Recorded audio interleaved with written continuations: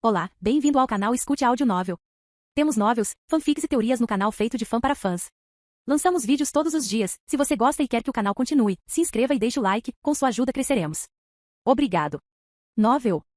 Pokémon Reencarnei como Ash. Capítulo 441. À medida que o sol se punha no horizonte, lançando um brilho quente e laranja sobre a mansão, uma pequena mas animada festa começou a tomar forma. Austin convidou alguns amigos íntimos para uma noite de relaxamento e boa companhia. Entre os convidados estava Sabrina, que chegou acompanhada do pai, Bill, e do amigo Dr. Akibabara. Apesar do número modesto de convidados, a mansão fervilhava de excitação e expectativa. Na cozinha, Green e Yellow, usando aventais e chapéus de chefe, assumiram o comando. Eles orquestraram uma sinfonia de chiados e cortes enquanto preparavam uma variedade de pratos deliciosos. Seus companheiros Pokémon, sempre dispostos a ajudar, juntaram-se à preparação. Pikachu, atento à qualidade, selecionou cuidadosamente as frutas mais suculentas, enquanto Charmander torrou habilmente marshmallows com sua cauda em forma de chama, adicionando um toque delicioso às guloseimas da noite. Do lado de fora, Austin e Lucario trabalharam juntos para montar uma área de estar aconchegante. Eles organizaram cadeiras e almofadas ao redor de uma fogueira crepitante, um local ideal para contar histórias após o jantar e rir sob as estrelas. Sabrina, com suas habilidades únicas, levitava as decorações, criando uma atmosfera encantadora. Luzes cintilantes e lanternas flutuantes balançavam suavemente na brisa noturna, lançando um brilho mágico sobre a reunião. Enquanto isso, o pai de Sabrina, um homem de habilidades práticas, estava ocupado montando o sistema de som. Ele selecionou cuidadosamente uma melodia que variava de animada a serena, garantindo que a música complementasse perfeitamente o clima da noite. Dr. Akibabara, sempre disposto a compartilhar suas últimas invenções, cativou a todos com uma exibição holográfica. Projetava estrelas cintilantes no teto, transformando a festa em um planetário improvisado. A noite na mansão recém-adquirida de Austin se transformou em uma festa animada, repleta de emoção e com a promessa de diversão inesquecível. Bill chegou com uma seleção de bebidas alcoólicas exóticas, cujas cores vibrantes refletiam o mundo Pokémon. Essas misturas atraentes não eram apenas um banquete visual, mas também tinham um efeito delicioso, tornando-se rapidamente as favoritas entre os convidados. Numa reviravolta surpreendente, o pai de Sabrina revelou seu talento oculto como DJ. Seus dedos dançavam agilmente sobre os toca-discos, misturando as batidas em um fluxo rítmico que ressoava pela mansão. As batidas que ele conjurou eram contagiantes, enchendo o ar de energia e atraindo todos para o ritmo da noite.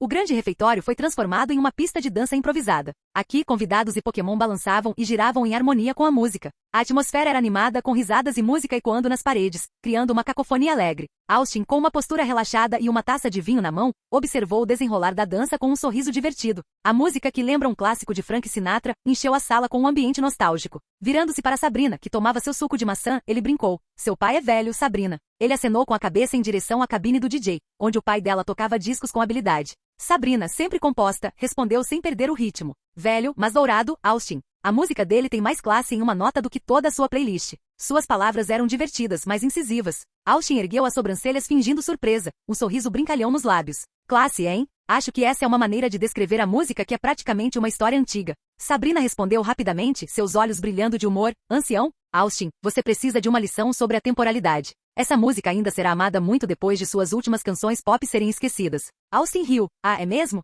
Bem, pelo menos minha música não precisa tirar o pó antes de cada apresentação. Por favor, respondeu Sabrina, sua música é tão cheia de sintonia automática que é como ouvir um robô com dor de garganta. Austin fingiu um olhar magoado, colocando dramaticamente a mão sobre o coração. Ai, Sabrina, isso é frio, até para você. Eu não sabia que estávamos brincando de quem pode causar a queimadura mais dura esta noite. Os lábios de Sabrina se curvaram em um sorriso malicioso. Você começou, Austin. Estou terminando. Austin recostou-se, erguendo o copo em uma saudação simulada. Bem jogado, Sabrina. Bem jogado. A brincadeira deles foi interrompida quando um momento de puro ouro cômico se desenrolou quando Bill subiu ao palco. Sua dança era uma interpretação hilariante e exagerada do ritual de acasalamento de um Crabbe. Com os braços agitando-se descontroladamente como as pinças de Crabbe e as pernas se mexendo de maneira desajeitada, a atuação de Bill foi nada menos que um espetáculo, atraindo olhares e provocando risadas de toda a multidão. Austin não conseguiu conter sua diversão. Ou Bill está tentando atrair uma companheira ou está fazendo um teste para Crabbe's Got Talent. Ele gritou, sua risada ressoando pela sala. Green, sempre rápido em se juntar à diversão, gritou acima das risadas. Ei, Bill, eu não sabia que Crabbe tinha um movimento de pânico na discoteca.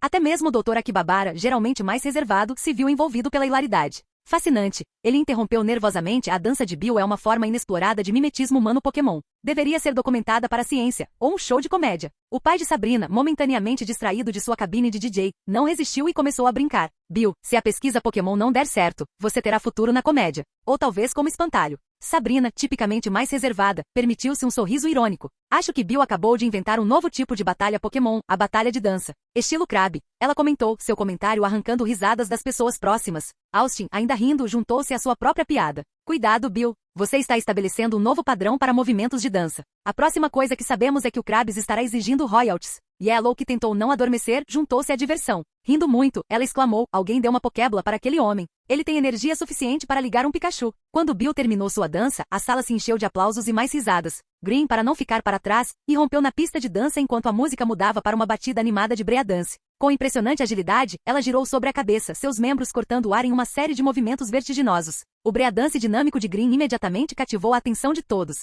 Seus giros de cabeça e movimentos ágeis atraíram suspiros e aplausos dos espectadores. Austin, observando com admiração, não resistiu a um soco brincalhão. Uau, Green, se você girasse mais rápido, precisaríamos renomeá-lo como Blue Rhina. Sabrina, com os olhos arregalados de espanto, acrescentou, eu não tinha ideia de que os humanos poderiam imitar pokébolas giratórias tão bem. Bill, ainda recuperando o fôlego de sua própria apresentação, riu. Ei, Green, você está treinando para uma batalha Pokémon ou uma batalha de dança? Porque você está ganhando em ambas. Akibabara, sempre um cientista, pensou em voz alta, incrível. A força centrífuga deve ser imensa. Talvez pudéssemos aproveitar esta energia. Yellow, batendo palmas com entusiasmo, acrescentou. Green tem mais giros do que um Jigglypuff em um toca-discos. O pai de Sabrina, fazendo a transição perfeita da música para combinar com a energia de Green, não pôde deixar de comentar. Se essa coisa de DJ não der certo, posso considerar uma carreira como treinador de breakdance. Green, você seria meu aluno estrela. Sua brincadeira divertida foi recebida com risadas e mais aplausos enquanto Green terminava sua apresentação, respirando pesadamente, mas radiante de orgulho. O Dr. Akibabara, que veio em seguida, trouxe uma precisão robótica à sua dança enquanto a música eletrônica pulsava nos alto-falantes.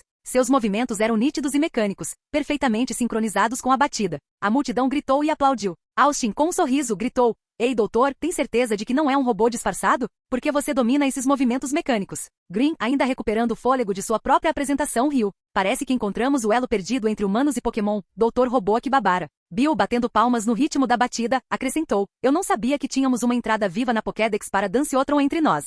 Sabrina, com uma clara diversão, brincou. Dr. Akibabara, com esses movimentos, você está a uma atualização de software de se tornar a próxima sensação no mundo Pokémon. Yellow, completamente entretido, gritou, alguém verifique as baterias dele. Ele está dançando mais que todos nós. O pai de Sabrina, misturando perfeitamente a música eletrônica para complementar o estilo robótico do médico, não resistiu em participar das provocações lúdicas. Eu sempre soube que minha música poderia emocionar as pessoas, mas fazê-las virarem robôs? Essa é uma novidade. Dr. Akibabara, terminando sua rotina com um arco robótico perfeitamente cronometrado, provocou aplausos e risadas do grupo. Em seguida foi a vez de Sabrina. Com uma graça que desmentia sua relutância, ela flutuou em direção ao palco. A música suavizou-se em uma melodia suave e oscilante, mas os movimentos de Sabrina eram mínimos, seus quadris mal se moviam. Bill e Dr. Akibabara lutaram para conter o riso, enquanto Green e Austin não conseguiram se conter, suas risadas ecoando pelo corredor. Vamos, Sabrina. Você deveria mover mais do que apenas as sobrancelhas. Austin gritou, sua voz cheia de alegria. Sabrina, imperturbável, respondeu. Estou estabelecendo uma nova tendência, Austin. Chama-se groove minimalista.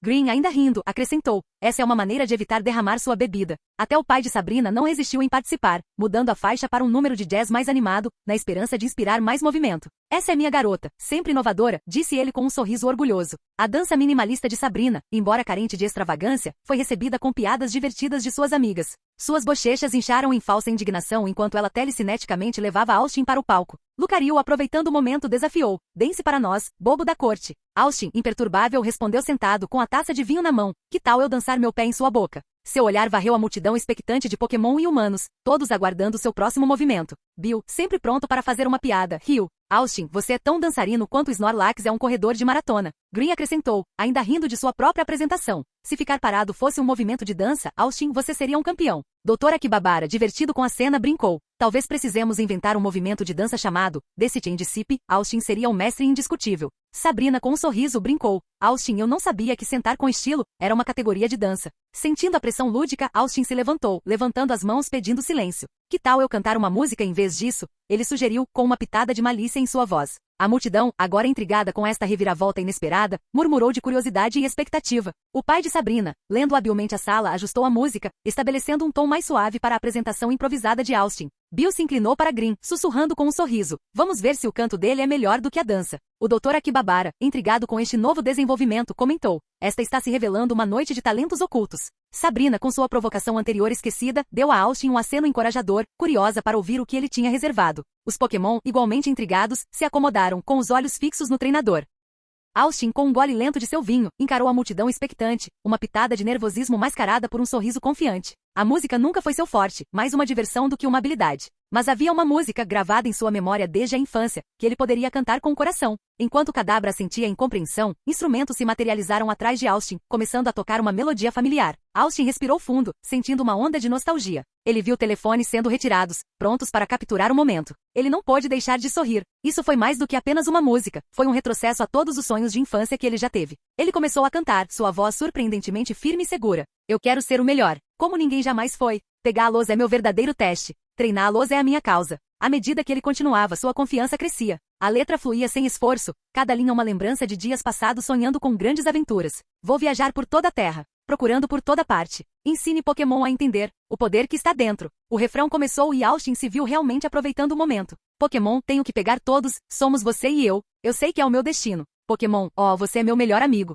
Num mundo que devemos defender. A multidão, inicialmente surpresa, ficou completamente encantada. Bill, Green e até mesmo o Dr. Akibabara balançavam no ritmo, suas brincadeiras anteriores esquecidas. O pai de Sabrina ajustou sutilmente a música de fundo, acrescentando profundidade à performance de Austin. A voz de Austin carregou os versos seguintes com uma energia contagiante. Cada desafio ao longo do caminho, com coragem enfrentarei. Vou lutar todos os dias, para reivindicar meu lugar de direito. Ao chegar ao refrão final, a performance de Austin não era mais apenas uma música, mas uma celebração do espírito de aventura e amizade que Pokémon representava. Pokémon, tenho que pegar todos, somos você e eu. Eu sei que é o meu destino. Pokémon, ah, você é meu melhor amigo. Num mundo que devemos defender. Pokémon, tenho que pegar todos, um coração tão verdadeiro. Nossa coragem nos ajudará. Você me ensina e eu te ensino. Pokémon, tenho que pegar todos, tenho que pegar todos. Pokémon. Quando Austin concluiu sua interpretação da música, a atmosfera na sala mudou de provocação divertida para espanto genuíno. A multidão ficou momentaneamente em silêncio, absorvendo a inesperada profundidade e emoção da performance de Austin. Bill foi o primeiro a quebrar o silêncio, sua piada habitual substituída por uma admiração sincera.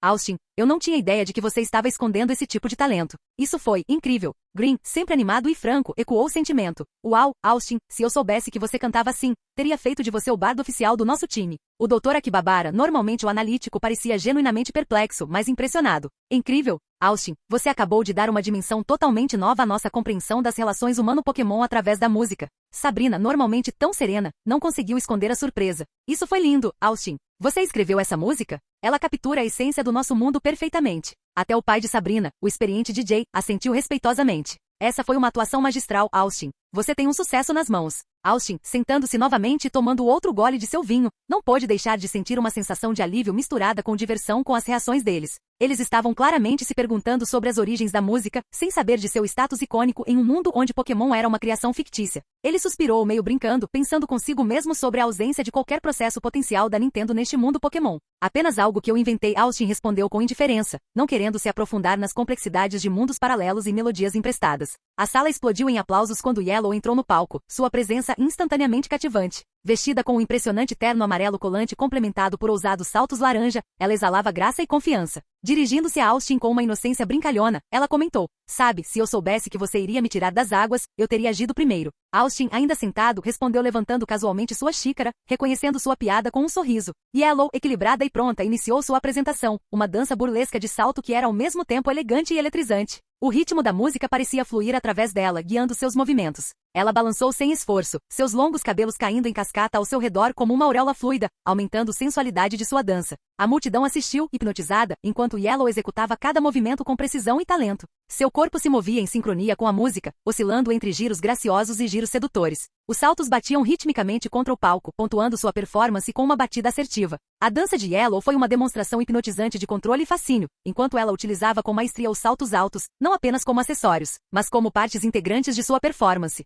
Enquanto ela balançava o corpo, o traje se agarrava a ela, acentuando cada movimento, enquanto seu cabelo girava ao seu redor, criando um efeito visualmente deslumbrante. Os aplausos que se seguiram foram estrondosos, uma prova de seu desempenho fascinante. Austin, junto com o resto da multidão, ficou visivelmente impressionado. Enquanto os aplausos pela performance de Yellow ecoavam pela sala, as reações de suas amigas eram tão distintas e coloridas quanto suas personalidades, misturadas com provocações divertidas. Austin, ainda segurando sua xícara, sorriu amplamente. Yellow, se você continuar colocando fogo no palco desse jeito, precisaremos chamar o corpo de bombeiros. Green, que nunca perde o ritmo, entrou na conversa com uma risada. Parece que Yellow acabou de redefinir pisar sob os holofotes. Quem diria que aqueles saltos eram na verdade propulsores de foguete? Bill, completamente entretido, acrescentou, Yellow, você tem mais movimentos do que uma JYNX em uma festa dançante. Absolutamente deslumbrante. Doutora Kibabara, sempre o observador, comentou com um brilho nos olhos. Notável. A energia cinética e o equilíbrio em sua performance poderiam abastecer uma pequena cidade Yellow. Sabrina, sorrindo calorosamente da evidente timidez de Yellow, disse, bem Yellow, acho que você acabou de dar um novo significado a caminhar na luz do sol, com esses movimentos.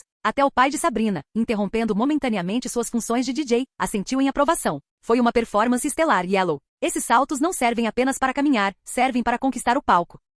A noite na festa de Austin continuou a se desenrolar com calor e risadas. Yellow, corando sob a chuva de elogios e brincadeiras divertidas por sua dança improvisada, curvou-se graciosamente. Sua humildade brilhou, mesmo em meio aos aplausos esmagadores dos convidados e dos Pokémon. Sentindo uma mudança na energia da sala, o pai de Sabrina, sempre um DJ experiente, colocou na fila uma faixa mais animada e que agradava ao público. A música era animada e contagiante, convidando todos para a pista de dança com seu ritmo irresistível. Os Pokémon, sempre ansiosos por participar da diversão, pulavam, giravam e dançavam com entusiasmo, aumentando a atmosfera festiva. Austin, acomodando-se confortavelmente com sua taça de vinho, percebeu que suas preocupações se dissipavam enquanto observava a energia alegre da festa. Green, percebendo seu humor reflexivo, aproximou-se e sentou-se ao lado dele com um brilho brincalhão nos olhos. Inclinando-se mais perto, ela brincou. Você era uma estrela lá fora, Austin, sua voz quente e sedutora. Chamei mais do que apenas a atenção do Pokémon, eu diria. Austin riu, apreciando a brincadeira. Obrigado, Green. Você sabe, essa festa virou um espetáculo e tanto, não foi? Green assentiu, seus olhos brilhando maliciosamente enquanto ela examinava a sala. Com certeza. É a magia da música, da dança e uma pitada de charme Pokémon. Traz algo especial em todos, não é? De repente, seus olhos se iluminaram com uma ideia. Ei, que tal compartilharmos seu momento de estrela com o mundo? Estou pensando que o PockTube adoraria ver isso. Austin ergueu uma sobrancelha, acompanhando seu tom provocador. PockTube, hein? Por que não? Vamos dar a eles algo para conversar. Os olhos de Green brilharam com malícia enquanto ela puxava Austin para a pista de dança. Você não está se safando facilmente, Austin. A noite ainda é uma criança e a pista de dança está chamando o nosso nome. Nosso nome? Austin questionou brincando. Sim, nosso, afirmou Green com um sorriso malicioso. Você não achou que eu deixaria você enfrentar a música sozinho, não é? Enquanto falava, ela puxou suavemente a mão dele com um aperto firme mas convidativo, levando-o em direção à pista de dança. Sabe, disse Green, seu tom uma mistura de flerte e desafio brincalhão. Eles dizem que uma dança pode dizer muito sobre uma pessoa. Estou curioso para ver o que a sua irá revelar. Austin, juntando-se à brincadeira, respondeu. Provavelmente sou incrivelmente bonito. Duvido que uma dança possa mostrar isso, brincou Green. Por que você não é o juiz disso? Austin sugeriu com uma piscadela. Devo avaliar você em uma escala? Green perguntou com a sobrancelha levantada em curiosidade brincalhona. Só se você começar com uma pontuação perfeita, brincou Austin. Green riu. Oh, tão confiante. Mas lembre-se, minhas avaliações podem ser caras. Acho que terei que impressioná-lo à moda antiga, então disse Austin com um sorriso, aceitando o desafio brincalhão. Você sabe que não pego leve nas minhas pontuações, Austin. Green retrucou com um brilho travesso nos olhos. Enquanto Sabrina e Yellow assistiam à dança divertida de Austin e Green, Yellow não pôde deixar de sentir uma pontada de ciúme. Apesar de seu comportamento normalmente despreocupado e corajoso, ela se viu desejando a atenção de Austin. Sabrina percebeu a reação de Yellow e decidiu incitar sua aluna e amiga a agir. Yellow, por que você está parada aqui? Você deveria estar aí fora, ela disse, sua voz calma, mas com um toque de malícia. Yellow hesitou, demonstrando sua ingenuidade. Mas, Austin parece tão envolvido com Green. Eu não sei. Sabrina, com um leve sorriso, respondeu com seu jeito tipicamente direto. É exatamente por isso que você deveria ir agitar um pouco as coisas. Além disso, você nunca sabe, a menos que tente. Yellow parecia inseguro, mas a confiança de Sabrina era contagiante. Você acha que eu deveria? Sabrina sentiu com uma faísca de malícia nos olhos. Com certeza. Vá mostrar a ele seus movimentos. Aposto que ele não consegue resistir ao seu charme. Encorajada, a coragem de Yellow entrou em ação. Ela respirou fundo e deu um passo à frente, mas ao pensar em dançar com Austin, suas bochechas coraram e ela desmaiou, impressionada com a ideia. Sabrina pegou Yellow. Bem, isso certamente não estava nas probabilidades, ela comentou secamente, ajudando Yellow a se levantar. Só então, o pai de Sabrina, um pouco embriagado, entrou na conversa com uma sugestão arrastada. Por que você não vai dançar com aquele garoto, Sabrina? Aquela pista de dança? É um tanto chata, não é realmente a minha cena, afirmou Sabrina, sua voz misturada com seu distanciamento habitual. Mas enquanto falava, ela sentiu uma pontada inesperada no coração, uma sensação de estar perdendo algo, entrando em conflito com seu raciocínio lógico. Foi uma sensação desconhecida que a fez parar e questionar internamente. Por que a ideia de não participar evoca tal reação? É ilógico sentir-se assim durante uma simples dança. Quando ela se levantou, seu pai, um pouco embriagado, brincou. Minha filhinha já cresceu lutando por um menino. Suas palavras foram alegres, mas Sabrina não gostou da implicação.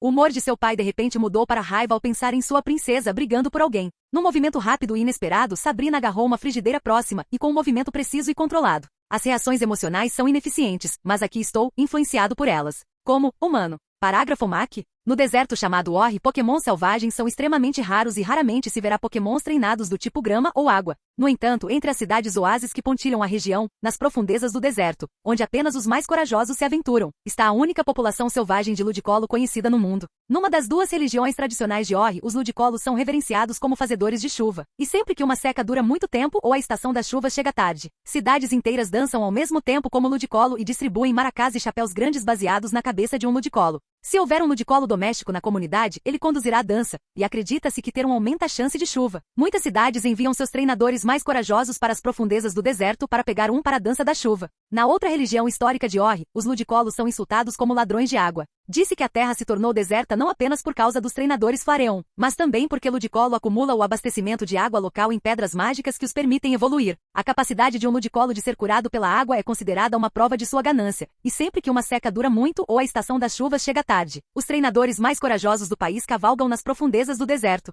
Seu objetivo é capturar Ludicolo para que possam ser sacrificados aos deuses, mas se precisarem matá-los em batalha, isso também será visto como um ato nobre. Escusado será dizer que com estas duas crenças opostas, as secas e as estações muitas vezes levaram à guerra. Hoje, a ciência superou ambos nos corações da maioria dos treinadores, mas alguns como Miror Beda Cifer ainda treinam ou caçam Ludicolo, pois ainda acreditam nos antigos deuses da chuva.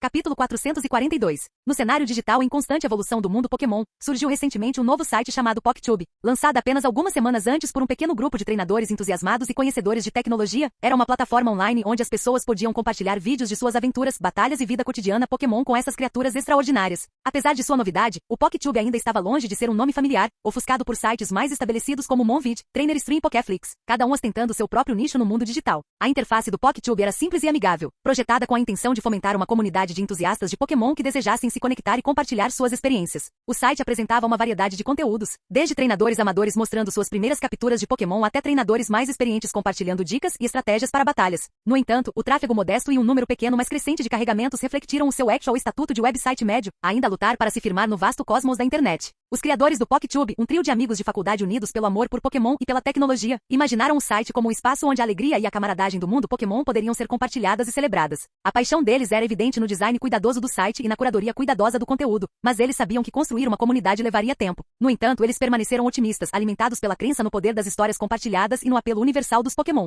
Em um apartamento modesto que servia de sede improvisada para o PokéTube, os criadores do site estavam prestes a vivenciar um momento crucial. O trio de amigos colados às telas dos computadores monitorava o tráfego do site quando, de repente, os números começaram a disparar a um ritmo sem precedentes. O que está acontecendo? Ofegou Alex, arregalando os olhos enquanto observava as análises em tempo real. Veja este vídeo que acabou de ser enviado, apontou Mia, clicando no upload recente de Green sobre a performance de Austin. Está trazendo muito tráfego. Sam, o cérebro técnico por trás do site, aproximou-se mais. Isso é enorme para nós. Vamos garantir que ele apareça na página inicial de todas as contas ativas, disse ele, com os dedos voando sobre o teclado enquanto ajustava o algoritmo. À medida que atualizavam a página, a contagem de visualizações do vídeo de Austin aumentou a uma velocidade surpreendente. 10.000 visualizações, Alex leu em voz alta, com descrença em sua voz. Eles piscaram, revigorados novamente. 50.000 visualizações, anunciou Mia com a voz cheia de entusiasmo. Outra atualização. 100.000 visualizações, disse Sam, sem tirar os olhos da tela. E 220.000 visualizações e contando. Isso é uma loucura. Alex exclamou. O vídeo estava explodindo, compartilhado em todas as principais plataformas da web digital. Mia percorreu os comentários, seu sorriso se alargando. As pessoas estão adorando. Estão perguntando quem é esse cara, de onde ele é, tudo. Sam assentiu, sua mente fervilhando de possibilidades. Precisamos aproveitar essa onda. Vamos garantir que nossos servidores possam lidar com o tráfego. À medida que a noite avançava, criadores de conteúdo de todos os cantos do mundo digital começaram a reagir à música de Austin. Sem problemas de direitos autorais para se preocupar, remixes e covers começaram a inundar as plataformas online, cada versão trazendo seu próprio sabor à performance original. Os criadores do PokéTube assistiram maravilhados enquanto seu humilde site se transformava no epicentro de uma sensação viral. Alex, sempre o sonhador, disse. Gente, esse pode ser o momento que colocará o PokéTube no mapa. Mia, igualmente surpresa, acrescentou. E tudo graças a esse cara e sua música Pokémon. Quem poderia imaginar? Sam, já pensando no futuro, acrescentou. Precisamos aproveitar isso. Mais recursos, melhor interação do usuário. Isso é apenas o começo. Enquanto isso, de volta à festa, Austin e os outros permaneceram alegremente inconscientes da tempestade digital que acabaram de desencadear. Celadon City, centro Pokémon, Mish com o cabelo meio tingido de preto, estava aplicando meticulosamente os últimos retoques quando Brock de repente entrou na sala. Eu sabia, ele exclamou com um ar de revelação. Mish, claramente irritada com a intrusão, lançou a Brock um olhar penetrante. Brock, é melhor que isso seja importante ou eu juro, vou te matar, ela avisou, seu tom cheio de irritação. Brock, implacável com sua ameaça, deixou escapar. Encontrei a identidade de Ashura. Mish, surpresa, mas rapidamente recuperando a compostura, respondeu com ceticismo. Se isso é algum esquema idiota para cortejar a enfermeira Joy, você sabe que posso quebrar sua coluna e acabar com seu sofrimento, certo? Não, Mish, estou falando sério, insistiu Brock com os olhos arregalados de seriedade. Mish revirou os olhos. Tudo bem, senhor detetive, me esclareça. Como você descobriu isso quando até a polícia internacional não tem noção? Ela disse zombeteiramente, terminando a última tintura de cabelo. Esta é Ashura, afirmou Brock com naturalidade. Mishi congelou por um momento, depois se virou para olhar para Brock como se ele tivesse enlouquecido. Ash? Você quer dizer Ash Ketchum? Ela perguntou incrédula, com a sobrancelha arqueada em descrença. Sim, é exatamente isso que quero dizer, afirmou Brock. Mishi não pôde deixar de rir sarcasticamente. O que alguma garota convenceu você a tomar alucinógenos? Brock balançou a cabeça vigorosamente. Não, estou totalmente sóbrio, Mishi. Isso é real. Mishi, ainda cética, cruzou os braços. Ok, então, gênio. Explique-me como é que Ash Ketchum deveria ser Ashura? Seu tom era uma mistura de descrença e curiosidade, ansioso para ouvir o que Brock havia inventado em sua mente. Brock, com determinação estampada em seu rosto, puxou um diário, fazendo com que Mishi olhasse para ele, meio impressionada, mas ainda cética. Sim, porque carregar um diário definitivamente prova que você não está louco, disse ela secamente. Estou falando sério, Mishi, Brock insistiu, abrindo o diário para revelar uma página cheia de notas sobre magnetismo, relâmpagos e ilustrações de Pikachu. Veja isso. Mishi se inclinou, sua curiosidade despertada. O que é aquilo? Este é o diário de Ash, revelou Brock. Por que você tem isso? Mishi perguntou. Seu tom era uma mistura de surpresa e suspeita. Acho que isso se misturou com minhas coisas durante nossa viagem a SS Anne, explicou Brock. A mente de Mishi disparou enquanto ela juntava as peças da teoria de Brock. Você acha que Ash criou aquele raio que destruiu a equipe Rocket? Sim, disse Brock seriamente. Pense nisso. Ash tinha todos os motivos para mirar na equipe Rocket depois do que aconteceu com Raticat. Ambos fizeram uma pausa, um tributo silencioso ao Pokémon caído. E a julgar por seu diário, Ash tem o conhecimento e a motivação para planejar algo como esses ataques. Além disso, ele poderia ter obtido informações privilegiadas da equipe Rocket. Como? Mishi perguntou, agora totalmente absorta na discussão. Jesse e James, disse Brock. Eles foram os únicos que não foram presos. Os olhos de Mishi se arregalaram. A teoria de Brock, embora absurda, tinha um certo peso. Então você está concluindo que Ash é Ashura? Brock assentiu com entusiasmo. Exatamente. E agora? Você vai levar isso para a polícia? Mishi perguntou, sua voz tingida de indiferença. Brock hesitou. Não, eu não sei.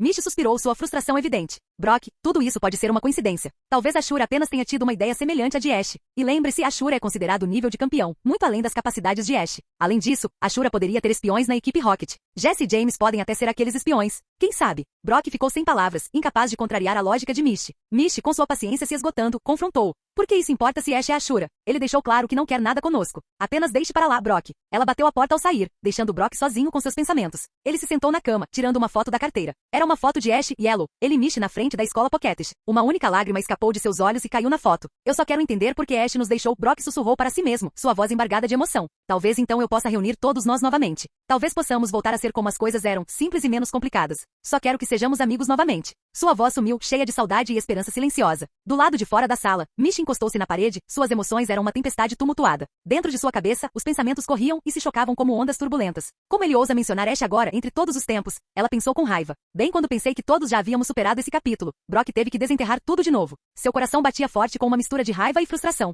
Por que ele não consegue ver que Ash fez sua escolha? Que todos nós fizemos a nossa? Por que ele não pode simplesmente deixar isso acontecer? A mente de Mishi repassou os anos de amizade, as aventuras, as despedidas. Éramos uma equipe, uma família. Mas Ash foi embora e nós sobrevivemos. Tivemos que fazer isso. A ideia de Ash ser Ashura, o próprio pensamento parecia ridículo para ela, mas parte dela não podia deixar de se perguntar. Se fosse verdade, o que aconteceria? Será que simplesmente jogamos fora tudo que construímos desde que ele partiu? Perseguimos sombras e talvez? Mishi cerrou os punhos, as unhas cravadas nas palmas das mãos. Não, Brock precisa ver a razão. A ideia de Ash ser Ashura parecia ridícula para ela, quase um insulto às memórias que eles compartilhavam. Ashura é uma lenda, uma figura envolta em mistério e poder. Ash era, apenas Ash. Nosso amigo. Desajeitado, estúpido e nem perto do nível de um suposto gênio do crime. Sua mente repetiu as palavras de Brock, a seriedade em sua voz, a esperança em seus olhos. Ele está tão envolvido nessa fantasia de reunir todos. Mas as coisas mudam. As pessoas mudam. Por que ele não consegue ver isso? A linha de pensamento de Mishi foi abruptamente interrompida por uma música que ecoava pelo corredor. O poder de compreender. Pokémon. Tenho que pegar todos eles, ecoou o refrão, despertando uma sensação de calor dentro dela. Curiosa e um pouco confusa, Mishi seguiu o som.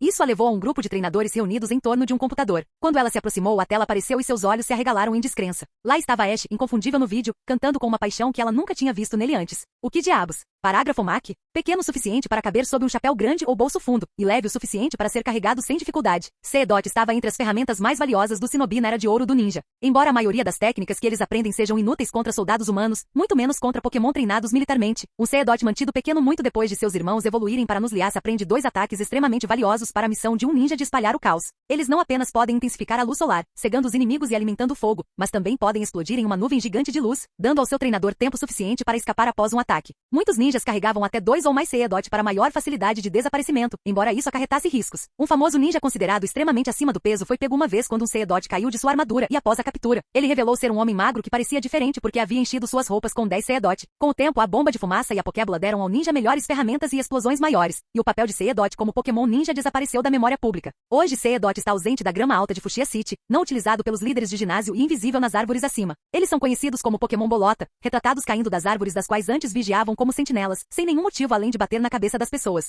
Há aqueles que dizem que continuam observando e treinando, aprendendo táticas ocultas mais valiosas que a explosão, mas que se tornaram uma arma secreta zelosamente escondida para que qualquer um, exceto um shinobi habilidoso, perceba até mesmo sua presença. Capítulo 443. Após a animada festa na mansão de Austin, o cenário era uma mistura de sono e rescaldo de celebração. Austin, claramente embriagado, cambaleou pela sala. Seus passos eram instáveis, seus olhos ligeiramente desfocados, mas ele ainda mantinha uma sensação de alegre abandono pelas festividades da noite. Ele tropeçou em Yellow e Sabrina, ambos dormindo pacificamente, seus rostos relaxados no conforto do descanso profundo. Perto dali, Bill, o Dr. Akibabara e o pai de Sabrina estavam esparramados, cada um deles nocauteado pela indulgência noturna com o álcool. Green também dormia profundamente, com um leve sorriso nos lábios. No meio dessa assembleia adormecida, Austin percebeu algo incomum. Primeap estava parado no meio da multidão cochilando, olhando atentamente para Austin, com fatias de pizza presas ao acaso em seu pelo. Parecia que o Pokémon lutador estava ansioso por alguma ação pós-festa. Você quer treinar? Austin balbuciou, suas palavras se misturando em um sotaque bêbado. Os olhos de Primeap se iluminaram, sua linguagem corporal transbordava de excitação. Austin, em seu estado de embriaguez, criou um regime de treinamento na hora. Ok, você vai fazer 100 flexões, 100 abdominais, 100 agachamentos e uma corrida de 10 quilômetros.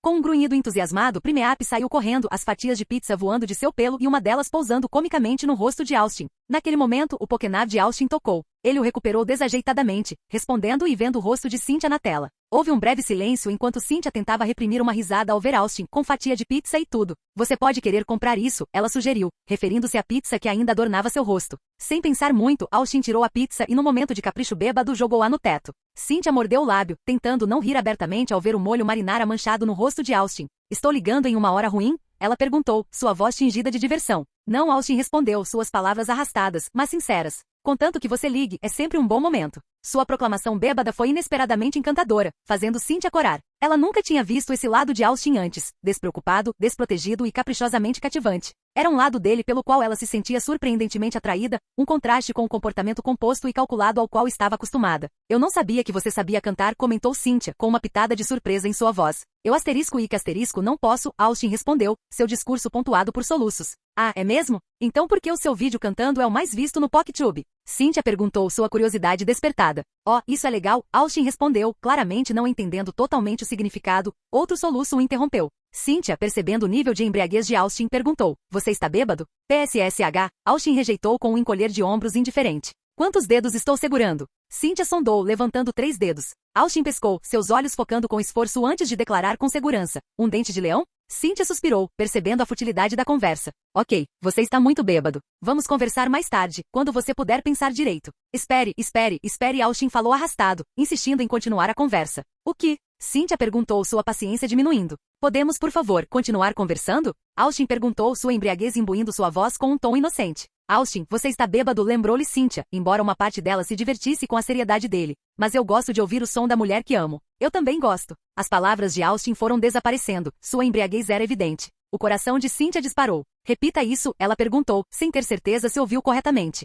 Austin soluçou novamente. Homens são bagas, ele murmurou, seus pensamentos confusos. Você me ama? Cynthia procurou esclarecimentos com as bochechas esquentando. Austin assentiu rapidamente, suas ações traindo sua honestidade bêbada antes de se distrair. Cynthia, surpresa e corada, continuou. Por que você me ama? Austin sorriu sonhadoramente. O que eu não amo em você? Adoro sua risada, adoro sua conversa, mesmo sobre coisas que não me interessam. Mas contanto que seja você quem diga isso, sempre ouvirei. Cynthia franziu a testa, uma mistura de confusão e diversão no rosto. Eu amo seus pequenos grampos de cabelo, eles ficam tão fofos em você. Eu amo sua paixão pelo conhecimento, Austin continuou, sua divagação afetuosa revelando mais do que ele provavelmente pretendia. Cynthia estava visivelmente emocionada com as bochechas coradas. A voz de Cynthia aumentou com uma mistura de frustração e vulnerabilidade. Se você me ama tanto, por que não me chamou para a festa? Austin, ainda bêbado, olhou para a tela do telefone, sem compreender totalmente a profundidade da pergunta dela. Mas Cynthia, você está tipo, bem ali, em outro país, ele disse arrastado, tentando entender a explosão repentina dela. Cynthia, com as bochechas coradas com uma mistura de raiva e vergonha, respondeu. Esse não é o ponto, Austin. É sobre se sentir incluído, sentir-se, querido. Austin semicerrou os olhos, tentando se concentrar. Mas eu sempre quero você por perto. Você é, tipo, o melhor, sabe? Super inteligente e tudo. Campeão, ele disse, suas palavras sumindo. Cynthia suspirou, o coração abrandando apesar da frustração. Austin, eu vi sua festa online. Parecia muito divertida, e eu simplesmente me senti excluída. Eu sei que é bobagem, mas... Austin tentou se sentar mais ereto, uma tentativa sincera, embora desajeitada, de lidar com seus sentimentos. Cynthia, você não é boba. Você é incrível. Se você estivesse aqui, eu teria dado a maior e mais legal festa, só para você. A expressão de Cynthia suavizou-se, a sugestão de um sorriso aparecendo em seus lábios, apesar de tudo. Sério, Austin? Mesmo com suas lendárias habilidades de festa? Austin assentiu vigorosamente e depois estremeceu com o movimento. Sim, a melhor festa. Com bolos e batalhas Pokémon e mais bolos. Cynthia riu, a tensão diminuindo em sua voz. Tudo bem, Austin. Eu acredito em você. Só, da próxima vez, talvez uma videochamada ou algo assim? A expressão de Austin iluminou-se. Videochamada. Sim, é uma ótima ideia. Podemos fazer uma festa virtual. Cynthia riu, seu aborrecimento anterior se transformando em diversão com seu entusiasmo infantil. Tudo bem, Austin. Mas talvez vamos planejar isso quando você estiver sóbrio, ok? Negócio. Austin disse, sua voz cheia de uma promessa bêbada. E Cynthia? Sim, Austin. Você é meu melhor amigo. E eu, amo você totalmente. O coração de Cynthia disparou com a declaração de Austin. A sinceridade em sua voz era inconfundivelmente genuína, apesar de seu estado de embriaguez. Eu também te amo, ela se viu respondendo, sua voz uma mistura de curiosidade e carinho. Um pensamento repentino lhe ocorreu, obrigando-a a perguntar. Por que você nunca confessou? Austin, ainda sob a influência do álcool, respondeu com uma honestidade arrastada e inesperada. Porque não poderíamos ficar juntos. A testa de Cynthia franziu-se em confusão. O que? Ela perguntou, buscando clareza em sua resposta enigmática. Antes que ela pudesse obter qualquer explicação adicional, a figura de Austin caiu, um sinal claro de que ele havia sucumbido ao sono. Ei, acorde, gritou Cynthia, sua voz cheia de preocupação e confusão. Durante o sono, Austin se debateu levemente, desligando inadvertidamente o Pokénav, deixando Cynthia olhando para a tela agora em branco.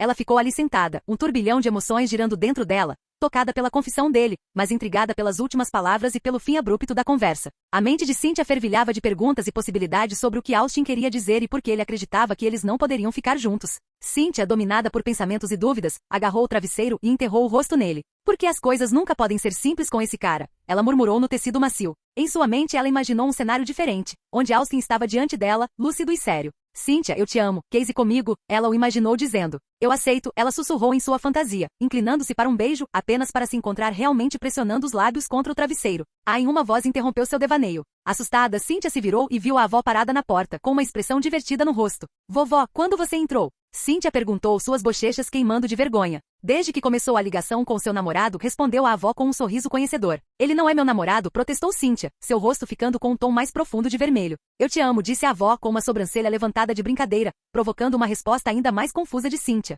Você tem toda a sua vida pela frente, então não há desperdício mentindo para si mesma, aconselhou sua avó com gentileza, mas com firmeza. Cynthia, um pouco confusa, mas comovida pela visão da avó, concordou com a cabeça. O sorriso malicioso de sua avó ficou ainda maior. Da próxima vez apresente-me a esse jovem. Eu gostaria de ter uma palavrinha com ele, disse sua avó, seu tom protetor, mas provocador, tentando roubar o coração da minha preciosa neta. Cynthia sorriu, revirando os olhos afetuosamente diante da superproteção da avó. Você vai gostar dele quando falar com ele, ela segurou, seu rubor retornando. Então vou precisar da minha bengala quando falar com aquele ladrão, brincou a avó, com os olhos brilhando de malícia. Ela então olhou para Cynthia mais seriamente. Você pode falar com seu ladrão mais tarde. Agora vá dormir. Mas eu sou adulta, protestou Cynthia fracamente. Minha casa, minhas regras, declarou sua avó com uma finalidade que não admitia discussões. Cynthia sabia que não fazia sentido protestar mais. A avó sempre foi uma presença forte em sua vida, principalmente após a perda dos pais. Suas palavras não eram apenas ordens, mas estavam imbuídas de amor e preocupação. Tudo bem, vovó. Parágrafo MAC. Assim como a música de uma pokéflauta pode acordar um Pokémon no transe mais profundo, a folha de uma Nuzleaf, quando devidamente chicoteada pelo vento, pode limpar até mesmo os ferimentos mais terríveis que um Pokémon desmaiado possa sofrer. No entanto, os centros Pokémon só recorrerão à experiência de Nuzleaf para os ferimentos mais graves, pois como uma Pokébola ao contrário, o poder de um Nuzleaf pode fazer até mesmo o Pokémon mais domesticado e leal esquecer que já teve um treinador. Em áreas remotas de Hoenn, onde os verdadeiros curandeiros não estavam disponíveis, o treinamento Pokémon assumiu um caráter decididamente diferente. Embora sua cultura exigisse que cada Pokémon recebesse um nome, os treinadores se esforçavam para não se apegarem demais a seus Pokémons, pois não importa o quanto tentassem a derrota, algum dia inevitavelmente devolveriam seus camaradas à natureza selvagem de onde vieram.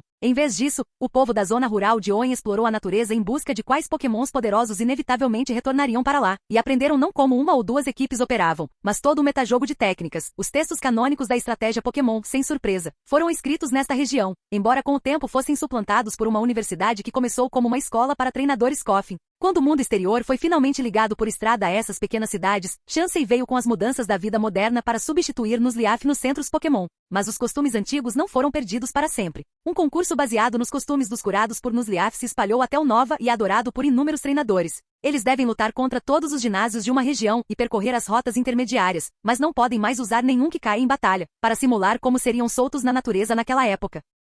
Capítulo 444. Na manhã seguinte à festa, Austin e Green estavam sentados à mesa de jantar, cada um com uma ressaca formidável. Seus rostos estavam pálidos, os olhos semicerrados contra a luz muito forte e cada som parecia amplificado em seus ouvidos sensíveis. Eles seguraram a cabeça entre as mãos, lamentando a indulgência da noite anterior. Ao fundo, o Dr. Akibabara estava debruçado sobre uma confusão de béqueres e tubos de ensaio, com as sobrancelhas franzidas em concentração enquanto tentava preparar um remédio para a ressaca. Suas mãos estavam firmes, apesar da evidente dor de cabeça, uma prova de sua dedicação à ciência, mesmo diante de doenças auto-infligidas. Perto dali, o pai de Sabrina, com uma abordagem mais tradicional, sugeriu um remédio que fez Austin e Green estremecerem visivelmente. Sabe, dizem que ovos crus são uma excelente cura para a ressaca, disse ele, quebrando os ovos em um copo. Junto ao fogão, Sabrina e Yellow preparavam o café da manhã, tarefa que realizaram com ar de presunçosa satisfação, tendo sabiamente moderado a bebida na noite anterior. Yellow olhou para o par miserável na mesa e depois para Sabrina. Você vê isso, Yellow? Sabrina perguntou com um sorriso malicioso, gesticulando sutilmente para Austin e Green. Sim, mestre, respondeu Yellow, brincando. Vejo dois treinadores que perderam claramente uma batalha contra o álcool. Sabrina riu. Uma derrota devastadora de fato. Parece que eles encontraram um Botlemon selvagem e não conseguiram lidar com isso. Yellow assentiu sabiamente. Uma espécie rara e poderosa, conhecida por sua capacidade de induzir grande alegria e grande miséria. Sabrina continuou. Parece que a única esperança deles agora é a poção do Dr. Akibabara ou a terapia pouco ortodoxa com óvulos do meu pai. Yellow olhou para os ovos com uma careta. Acho que arriscaria com a poção. Ambas as mulheres riram, aproveitando o pequeno momento de camaradagem às custas dos amigos. Enquanto isso, Austin e Green só conseguiram gemer em resposta, com a cabeça pesada demais para apreciar o humor da situação. Austin, cuidando da ressaca com um olhar de tristeza, voltou seu olhar para Bill, que estava tomando seu café alegremente, como se as escapadas da noite anterior não tivessem afetado nem um pouco. Como você está bem, Bill? Você bebeu mais do que todo mundo, Austin gemeu, sua voz tingida de admiração e inveja. Bill, levantando os olhos do café com um sorriso maroto, respondeu. Eu tenho uma grande tolerância ao álcool. Anos de pesquisas Pokémon farão isso com você. Austin, ainda sentindo a cabeça latejando, respondeu com uma mistura de aborrecimento e brincadeira. Malditos furries. Sempre se exibindo. Bill riu, seus olhos brilhando de diversão. Não é minha culpa que você não consiga acompanhar um pesquisador Pokémon experiente, Austin. Talvez você precise fazer mais viagens de campo. Austin, tentando reunir alguma aparência de dignidade, respondeu. Viagens de campo? Mais como passeios em bares. O que você está pesquisando exatamente? Os efeitos do álcool no corpo humano. Muito engraçado, Austin. Bill riu. Mas falando sério, da próxima vez, controle seu ritmo. Não é uma corrida para ver quem consegue ser nocauteado primeiro. Austin suspirou, sabendo muito bem que havia sido derrotado. Da próxima vez, prefiro refrigerante. Ou talvez eu apenas desafie você para uma batalha Pokémon. Pelo menos então posso ter uma chance. Bill ergueu sua caneca de café em um brinde simulado. Desafio aceito. Mas vamos esperar até que sua cabeça pare de girar como um polivir, ok? Austin não pôde deixar de sorrir, apesar da dor de cabeça latejante. Combinado, mas não espere nenhuma piedade de mim, Bill. A menção de Bill às próximas batalhas mudou o clima na sala.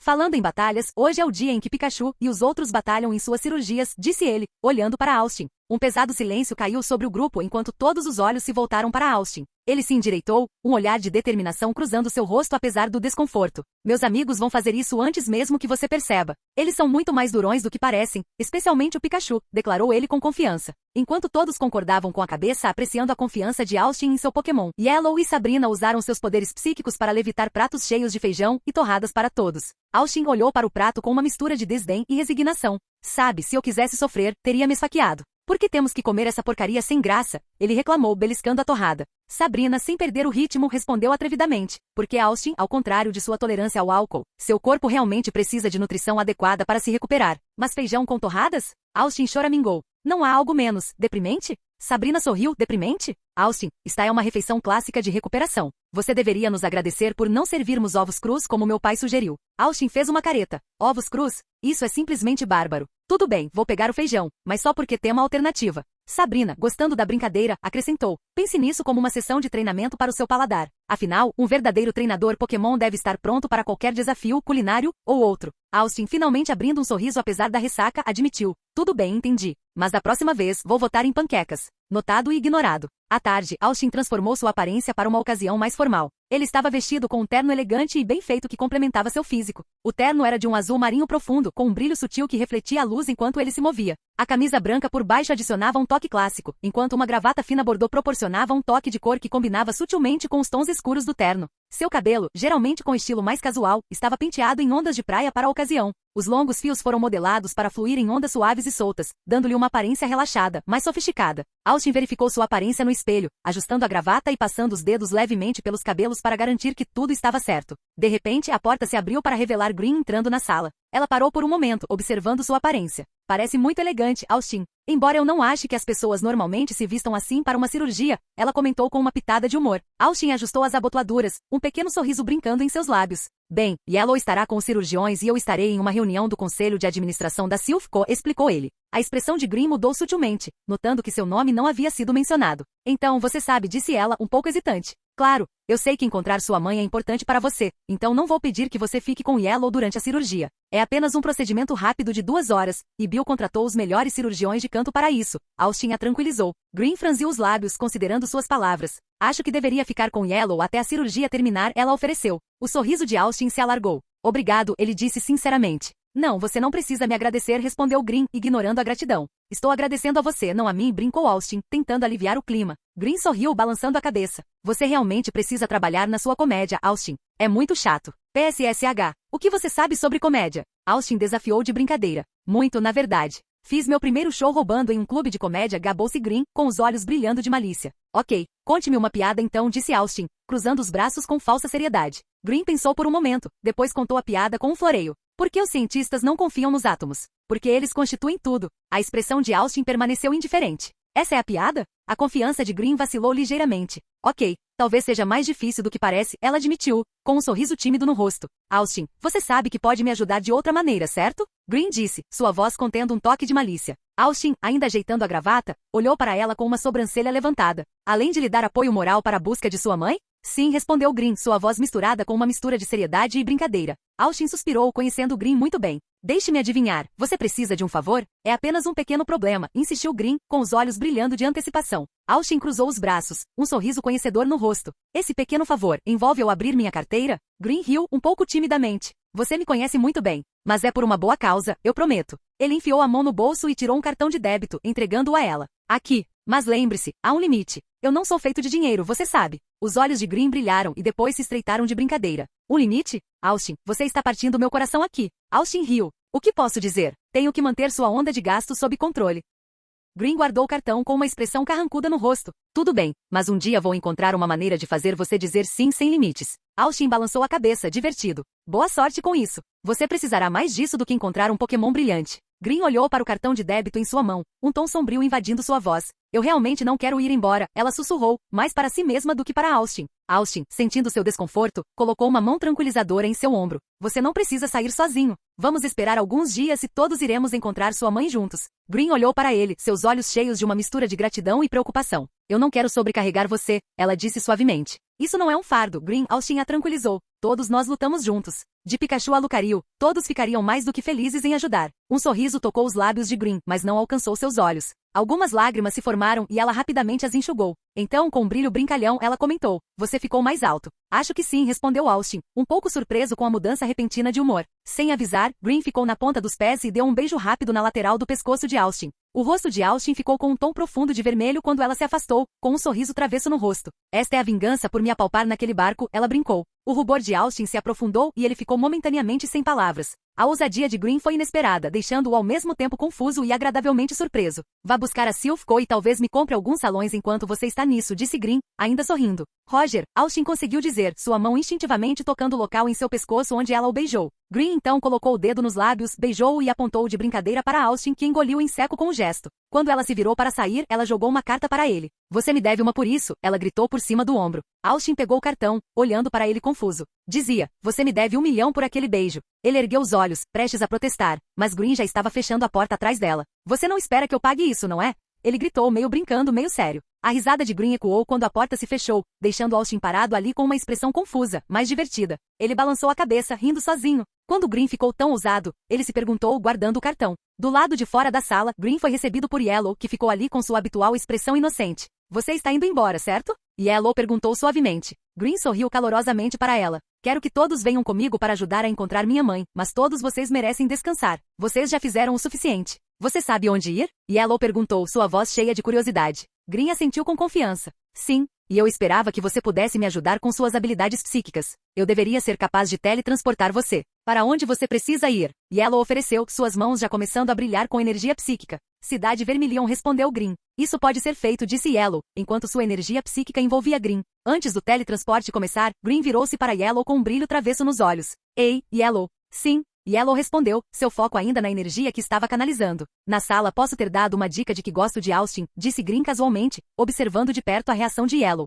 Os olhos de Yellow se arregalaram de surpresa. Você o quê? Então, se você não quer que eu o tire de você, tente ser mais assertivo, brincou Green, com a voz divertida, mas séria. Antes que Yellow pudesse responder, Green desapareceu em um redemoinho de energia psíquica, deixando Yellow ali parado, com as bochechas coradas com uma mistura de choque e contemplação. Assertivo, né? Yellow pensou consigo mesma. Eu seguro a mão dele? Não, isso é tão escandaloso. Parágrafo Mac. Assim como as feras lendárias que correm ao redor de Johto, a floresta mutável também viaja por Oen, nunca no mesmo lugar por tempo suficiente para ser encontrada e documentada, e muitas vezes descartada como um mito extraordinariamente persistente e descrito de forma semelhante. Essa floresta não recebe o nome apenas das suas viagens frequentes, às quais muitas outras palavras poderiam igualmente ser aplicadas, mas também da grande população de chifres selvagens que patrulham as suas margens. Sempre que um humano passando é avistado, os chifres em uníssono agitam suas mãos gigantes e frondosas em leque, e com tanta precisão que não cortam uma única raiz. Mandam a floresta com sujeira e tudo, voando nos ventos para seu próximo local. Alguns especularam que a razão pela qual o chifre protege tão zelosamente sua floresta de intrusos humanos é o medo dos madeireiros, enquanto outros afirmam que os caçadores furtivos ou treinadores de Pokémon são uma preocupação muito maior, certamente. Poucos lenhadores na época em que esta floresta foi registrada pela primeira vez poderiam ter enfrentado o chifre em batalha. Alguns poucos corajosos entraram na floresta ao longo dos séculos, alguns descendendo de Pokémons voadores, outros abusando de peculiaridades de teletransporte, escavação ou simples furtividade especializada.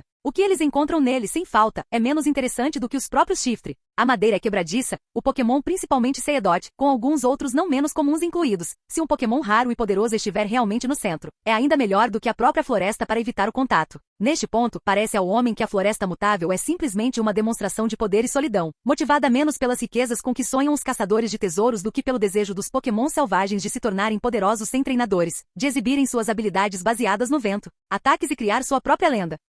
Capítulo 445. Austin estava na sala de reuniões da Silph Co., um espaço elegante e moderno adornado com equipamentos de alta tecnologia e uma longa e polida mesa de conferências. A sala, normalmente usada para reuniões de alto risco, tinha um ar de tensão e expectativa. Ao redor da mesa estava o conselho de administração, um grupo de homens e mulheres de negócios experientes, com expressões variando da curiosidade à apreensão cautelosa enquanto voltavam sua atenção para Austin e Bill. Bill levantou-se, comandando a sala com sua presença. Obrigado a todos por terem vindo em tão pouco tempo, ele começou com a voz firme e clara. Temos alguns assuntos urgentes para tratar. Como muitos de vocês sabem, uma controvérsia envolveu recentemente nosso presidente Samuel, a respeito de suas negociações dissimuladas com a equipe Rocket. Os membros do conselho não mostraram nenhum sinal de surpresa. Era um segredo aberto que os métodos de Samuel nem sempre eram honestos, mas desde que gerassem lucros, eram esquecidos. Bill continuou, seu sorriso traindo sua confiança em lidar com a situação. Devido a uma investigação oficial liderada pela Liga Pokémon, a Silph Co está segura por enquanto. No entanto, temos de enfrentar a realidade de que a reputação da nossa empresa está gravemente manchada. Estamos atualmente sob forte escrutínio da mídia e há protestos pedindo transparência e práticas comerciais éticas.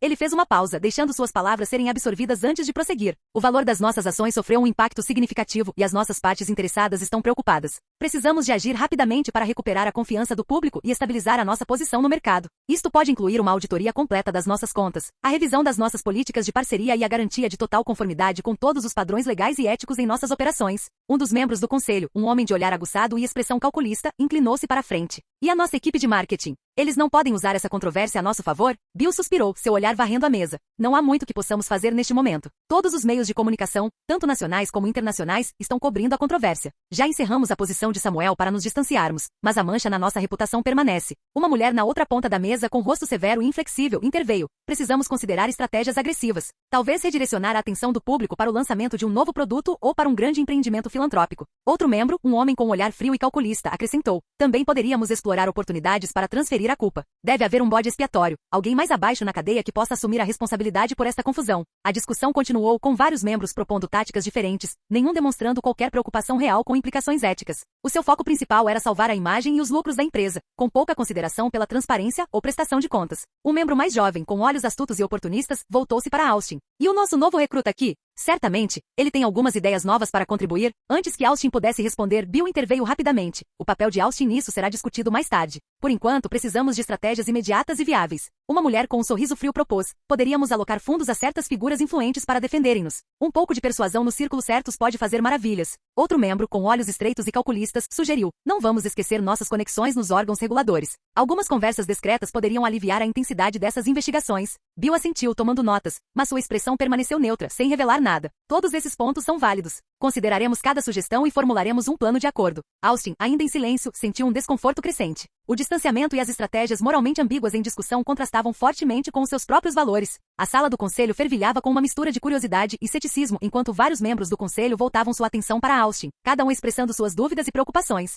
Um dos membros mais velhos, com o rosto marcado por anos de batalhas corporativas, inclinou-se para a frente. Bill, quem exatamente é esse jovem? Por que ele está presente nesta reunião crítica? Outra, uma mulher com um olhar aguçado, seguiu. E que papel ele desempenha na nossa tomada de decisões estratégicas? Ele faz parte da equipe executiva? Um terceiro membro, com a voz cheia de ceticismo, acrescentou. Ele é algum tipo de conselheiro? Um consultor? Não me lembro de ter visto suas credenciais. Bill, observando a crescente onda de perguntas, deu um leve aceno para Austin, sinalizando-lhe para se levantar. A sala ficou em silêncio enquanto Bill se dirigia ao conselho. Senhoras e senhores do conselho da Silphco, tenho o prazer de apresentá-los ao maior acionista da Silphco. Uma onda de descrença varreu a sala. Murmúrios e sussurros enchiam o ar enquanto os diretores trocavam olhares confusos e incrédulos. Um membro, com a voz cheia de incredulidade, falou. Maior acionista? Mas detemos participações acionárias significativas. Você está sugerindo que ele detém mais do que qualquer um de nós individualmente? Outro, tentando mascarar sua perplexidade com uma aparência de compostura, entrou na conversa. Isso é uma grande revelação. Houve alguma aquisição recente de ações da qual não tivemos conhecimento? Nosso estatuto estabelece que quaisquer mudanças importantes na distribuição de ações devem ser divulgadas ao conselho.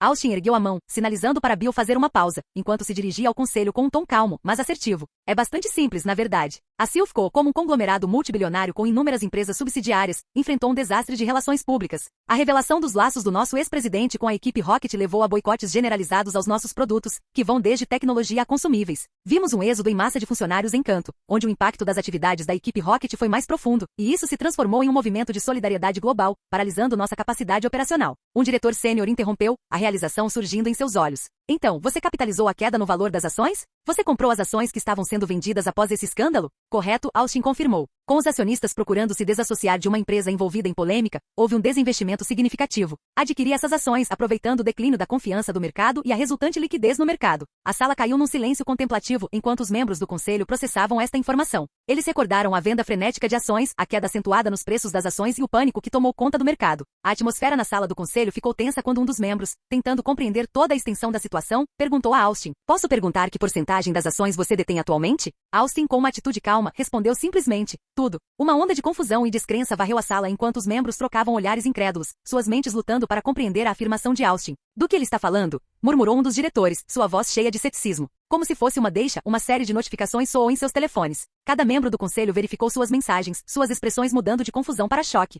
As notificações vieram dos respectivos gestores financeiros, todos transmitindo a mesma mensagem. As suas ações na Silphco foram liquidadas com sucesso. Olhares perplexos foram trocados ao redor da mesa. Nenhum deles se lembra de ter autorizado a venda de suas ações. Uma crescente sensação de desconforto encheu a sala. A atenção deles voltou-se para Austin, que agora era o centro de todo o escrutínio. Com um leve sorriso, ele disse, suponho que todos vocês estejam se perguntando o que está acontecendo. Como suas ações desapareceram. O que esse lindo demônio quer? Os membros do conselho olharam para ele, com evidente frustração e surpresa. Austin continuou, sua voz calma, mas assertiva. É muito simples. Orquestrei uma série de aquisições estratégicas através de várias empresas de fachada e subsidiárias, aproveitando as condições voláteis do mercado e utilizando estratégias de negociação algorítmicas avançadas, consegui acumular discretamente suas ações. A sala ficou em silêncio, os diretores processando a gravidade das palavras de Austin. Em essência, utilizei uma combinação de arbitragem de mercado, negociação de alta frequência e transações de dark pool para consolidar as participações sob meu controle. Publicamente associado a Silphco, você não detém mais qualquer participação real na empresa. Os membros do conselho ficaram em silêncio atordoado. O que? Foi o pensamento coletivo que ecoou pela sala.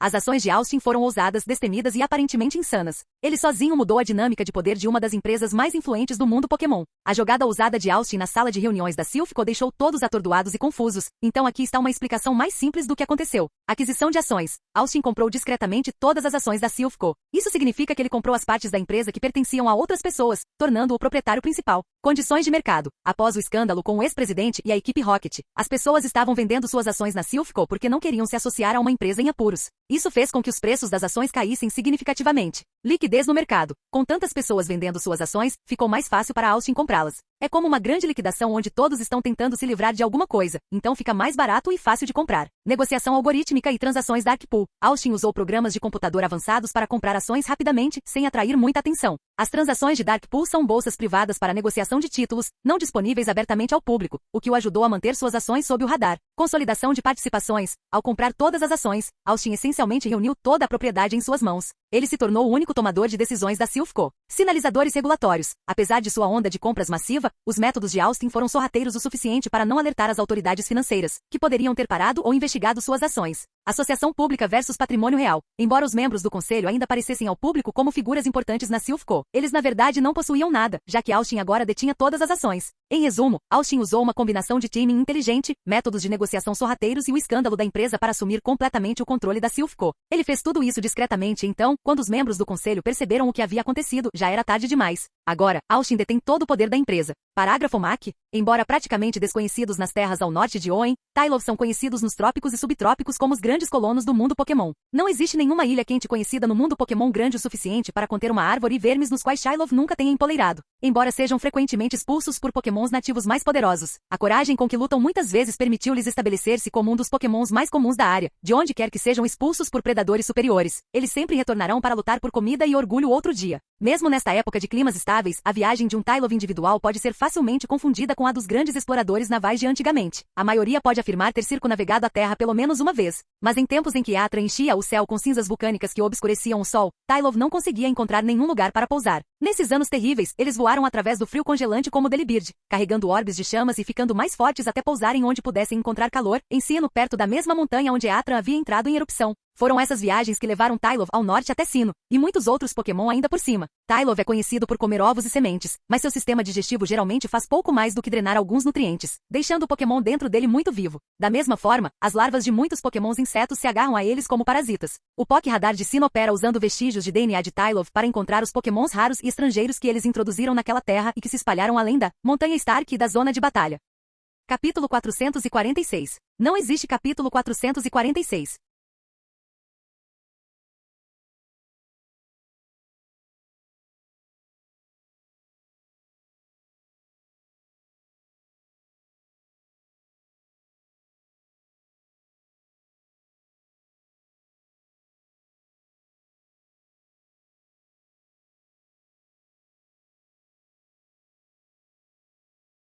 Capítulo 447. Uma das mulheres mais velhas do conselho, conhecida por seu status influente e perspicácia empresarial, levantou-se abruptamente. Seu rosto era uma mistura de fúria e desdém quando ela se dirigiu a Austin, sua voz aumentando a cada palavra. Jovem, isso é absolutamente absurdo e francamente criminoso. Você basicamente executou uma aquisição hostil por meio de negociações dissimuladas e clandestinas. Isso é uma clara violação da governança corporativa e da ética. Estou ligando para as autoridades. Isso é manipulação de mercado, o pior é o uso de informações privilegiadas. Sua voz estava cheia de indignação enquanto ela continuava seu discurso. Você contornou todas as estruturas regulatórias, aproveitou brechas financeiras e surpreendeu todo o conselho. Suas ações cheiram a ilegalidade e garanto a você que toda a força da lei corporativa será aplicada neste assunto. A mulher pegou o telefone, clara sua intenção de envolver as autoridades. Mas Austin, imperturbável, interrompeu-a com um tom calmo, mas firme. Antes de fazer isso, Sra. Johnson, proprietária da Salmon Snake Coend Foods, posso lembrá-la de um certo incidente? A Sra. Johnson fez uma pausa com a mão congelada no ar, enquanto Austin continuava. Há 3 anos, sua empresa estava sob investigação por tráfico ilegal de caudas de Slowpoke, uma iguaria vendida para famílias ricas e clubes de jantar clandestinos em Johto.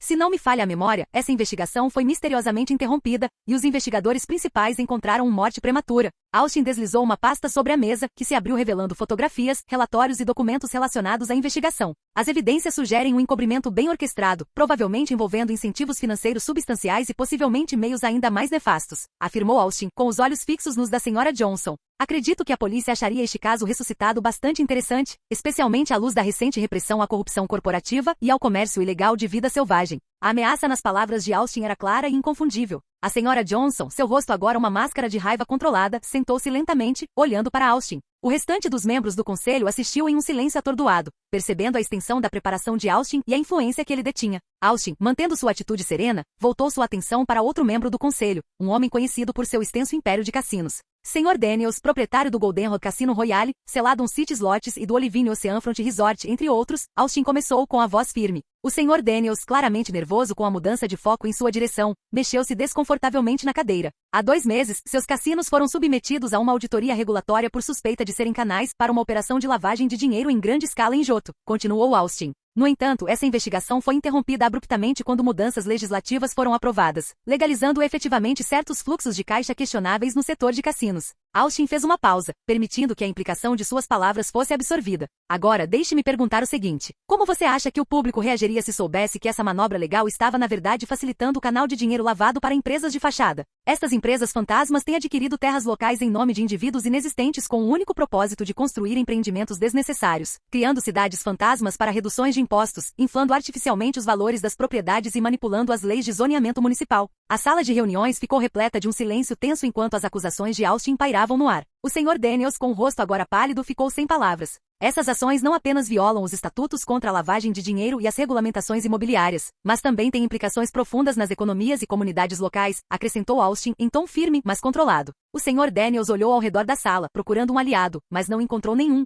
Os outros membros do conselho ficaram igualmente surpresos com as revelações de Austin e com a profundidade de seu conhecimento. Austin voltou seu olhar para outro membro do conselho, uma mulher conhecida por sua extensa rede na indústria da beleza e da moda. Sra. Clark, proprietária da Elite Model Management, Elegance Beauty Salons, Glamour Shops e Radiance Cosmetics, ele começou, seu tom ainda penetrante. O rosto da Sra. Clark empalideceu quando ela percebeu que ela era o próximo alvo de Austin. Suas mãos tremiam ligeiramente, traindo seu medo. Você também não está envolvido em redes de tráfico de sexo ilegal e colheita de orangotangos? Mas é claro, você alegaria ignorância sobre tais assuntos, afirmou Austin, sua voz cheia de acusação. O suor da Sra. Clark era visível agora, sua compostura desmoronando sob o escrutínio de Austin. Você é conhecido como um diretor respeitável da Silphco e um empresário de sucesso nos setores de beleza e moda. No entanto, parece que você também está profundamente implicado em uma das piores redes criminosas do planeta, que facilitou a conexão de Samuel com a equipe Rocket, explorando inúmeras vidas para obter lucro. Em pânico, a Sra. Clark correu em direção à porta, desesperada para escapar da sala e das acusações. Os outros membros do conselho assistiram em silêncio atordoado, sem saber de sua verdadeira natureza até as revelações de Austin. Ao chegar à porta, a Sra. Clark sacou uma arma, e os membros do conselho reagiram com pânico. Austin, porém, permaneceu calmo, caminhando lentamente em sua direção. Pare com isso, eu atiro em você, ameaçou a Sra. Clark, com a voz trêmula. Austin continuou a se aproximar até que a arma foi pressionada contra sua testa. Vá em frente e atire, ele a desafiou. Um momento tenso passou e então um clique distinto ecoou pela sala. A câmara estava vazia. Bu, Austin disse suavemente, a palavra ressoando no silêncio repentino. A Sra. Clark, impressionada ao perceber que suas ameaças eram inúteis e seus segredos expostos, desmaiou caindo no chão. A sala de reuniões ficou em estado de choque e descrença. A presença imponente de Austin dominou a sala enquanto ele observava os membros do conselho. Eles evitaram o olhar dele, olhando para as mãos como crianças castigadas, um forte contraste com seus habituais comportamentos confiantes e autoritários. Acho que agora está claro que sei tudo sobre cada um de vocês, Austin começou, com a voz firme e assertiva. Estou ciente de seus crimes, de suas histórias. Tenho a capacidade de manipular suas contas bancárias e até mesmo suas identidades. Uma tensão palpável encheu a sala. Um dos membros, com sua voz revelando uma pitada de medo, finalmente falou. Você não vai, disse ele, encontrando o olhar de Austin brevemente antes de desviar o olhar. A sobrancelha de Austin arqueou ligeiramente. E por que você diz isso? Ele perguntou. O membro engoliu em seco antes de continuar. Você tem toda essa informação, todo esse poder sobre nós. No entanto, você não nos entregou às autoridades. Está claro que você quer algo de nós. Um pequeno e enigmático sorriso apareceu nos lábios de Austin, causando arrepios na espinha dos membros do conselho. Então vamos ao que interessa. O ar da noite estava fresco, trazendo os sons suaves da cidade enquanto Austin e Bill estavam sentados em um café ao ar livre. O céu estava claro, pontilhado de estrelas, e a brisa ocasional acrescentava uma sensação de calma à atmosfera. Ambos ficaram sentados em silêncio, tomando café, cada um perdido em seus pensamentos após os acontecimentos tumultuados do dia. Perto dali, um tabuleiro de xadrez foi montado, com as peças cuidadosamente arrumadas para um novo jogo. Bill olhou para ele e depois para Austin. Quero jogar? Ele perguntou, quebrando o silêncio. Austin deu de ombros indiferente em resposta. Claro, por que não?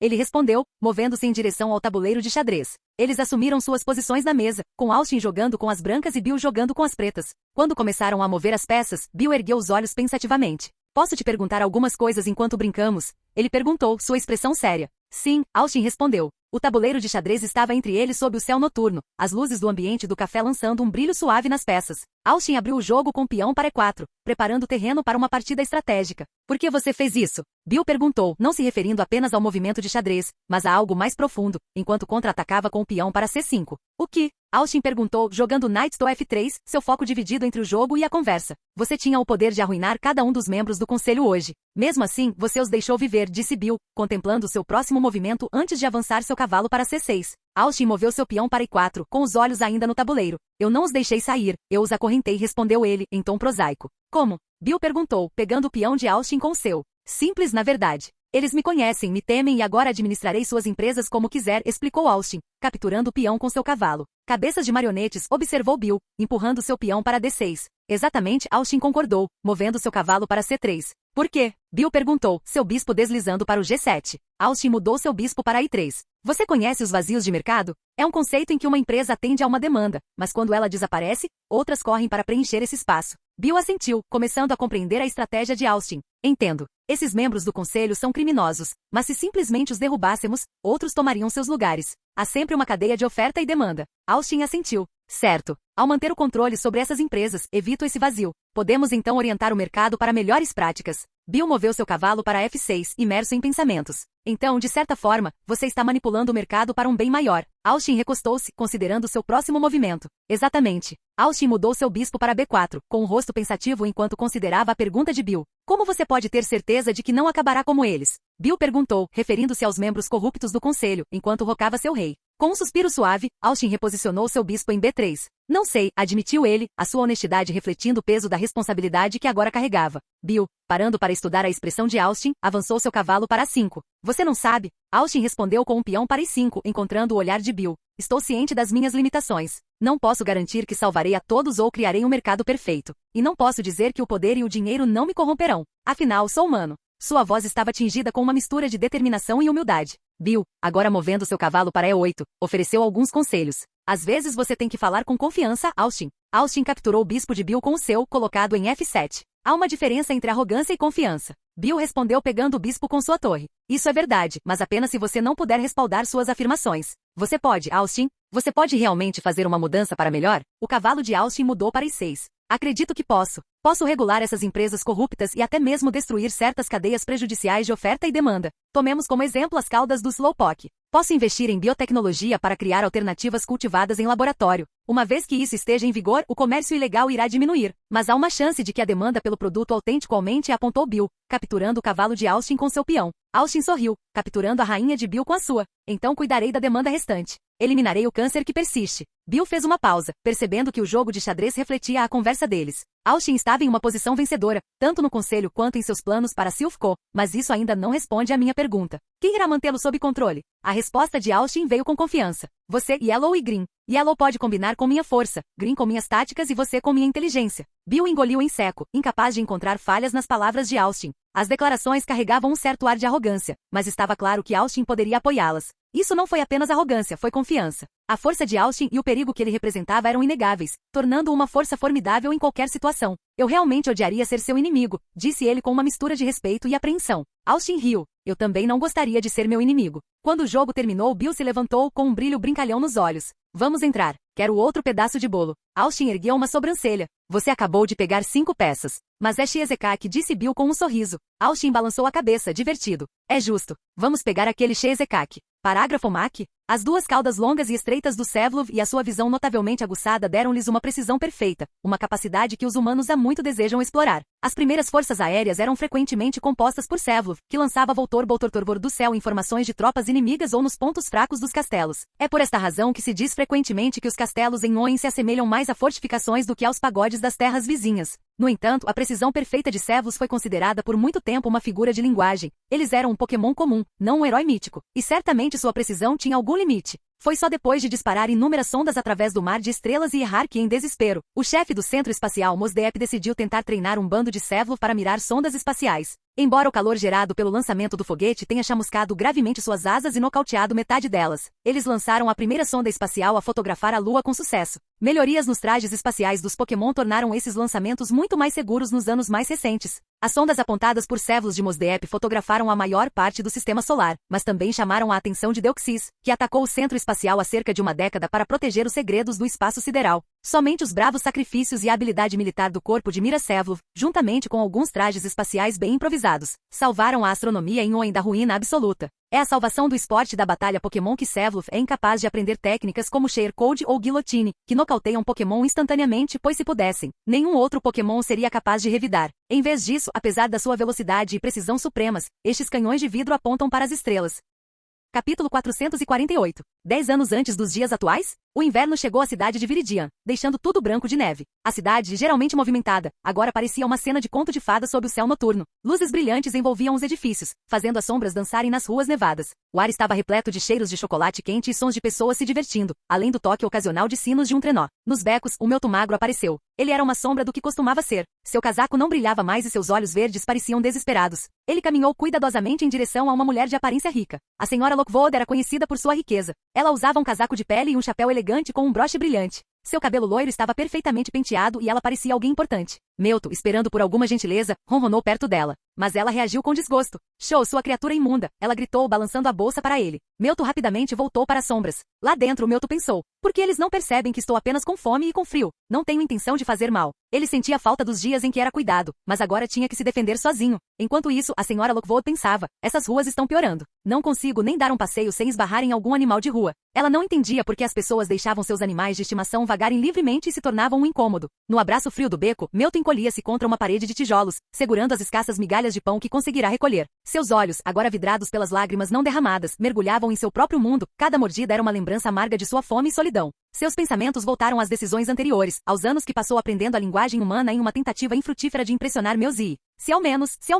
Ele murmurou, sua voz quase um sussurro, perdida no lamento gelado do vento. O silêncio do beco foi abruptamente quebrado pelo barulho de latas de lixo caindo. Duas figuras emergiram do véu nevado, suas formas borradas na penumbra. Um deles era um menino com uma cabeleira azul aparecendo por baixo de um gorro surrado, James. Suas roupas incompatíveis caíam frouxamente em seu corpo magro e seus olhos tremeluziam de incerteza. A outra, uma garota com uma cabeleira magenta, era Jessie. Seu vestido remendado era uma prova de sua vida difícil, mas o brilho em seus olhos contava uma história de determinação inabalável. James olhou para Jessie, uma ruga de preocupação estampada em seu rosto. Jessie, não tenho certeza sobre isso, confessou ele, sua voz carregando uma pitada de apreensão. Jessie, no entanto, lançou-lhe um sorriso confiante, com o olhar fixo no esfarrapado Melto. Confie em mim, James, ela respondeu, sua voz soando com convicção. Ela apontou um dedo enluvado para Melto, sua declaração ecoando no beco estreito. Torne-se meu Pokémon. A exigência repentina pegou Melto desprevenido. Enquanto ele piscava confuso, Jessie apontou uma vara para ele. Sua surpresa rapidamente se transformou em raiva e antes que ele percebesse, ele deixou escapar seu segredo. Para que diabo serviu Data? Imediatamente Melto tapou a boca com as patas. Seu coração batia forte contra as costelas como um espiar preso.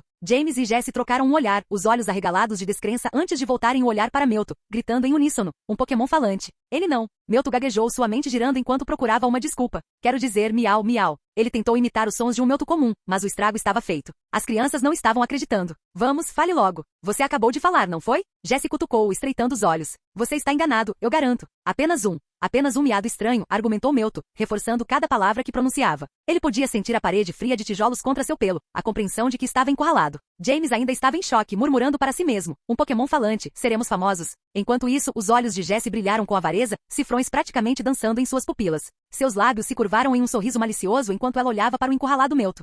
Ela começou com a voz cheia de ganância, vai nos fazer ganhar muito dinheiro. Melto só conseguiu engolir em seco, nervoso, com o coração batendo forte no peito enquanto olhava para as duas crianças. Apesar de sua situação desesperadora, uma pequena centelha de esperança acendeu dentro dele. Pela primeira vez em muito tempo, ele não estava sozinho naquele mundo frio e cruel. Por mais estranhas que fossem as circunstâncias, talvez este encontro pudesse levar a um futuro que ele não ousara imaginar antes. Nos becos de Viridian City, atrás de um antigo restaurante, Jessie e James construíram uma casa com coisas que as pessoas jogavam fora. Eles usaram tábuas de madeira, velhas chapas de metal e lonas coloridas. Não foi perfeito, mas parecia caloroso e esperançoso. Lá dentro, James andava de um lado para outro, preocupado. Ele olhou para Jessie e depois para Melto, que eles haviam amarrado. O pelo de Melto, geralmente brilhante, agora estava opaco e cheio de hematomas. Jessie falou firmemente com Meuto. Você vai trabalhar para nós, disse ela, apontando para ele. Seus olhos mostraram que ela estava falando sério. Meuto não disse nada. Ele estava ferido, mas não assustado. Ele olhou para Jessie, não confiando nela. De repente, o estômago de Meuto roncou. James, que sentiu pena dele, disse. Jessie, deveríamos dar-lhe um pouco de comida. Ele está fraco. Jessie ficou com raiva. Alimentá-lo com o quê? Quase não temos comida para nós. James sugeriu. Poderíamos procurar comida nas latas de lixo. Mas Jessie não gostou da ideia. Durante o dia,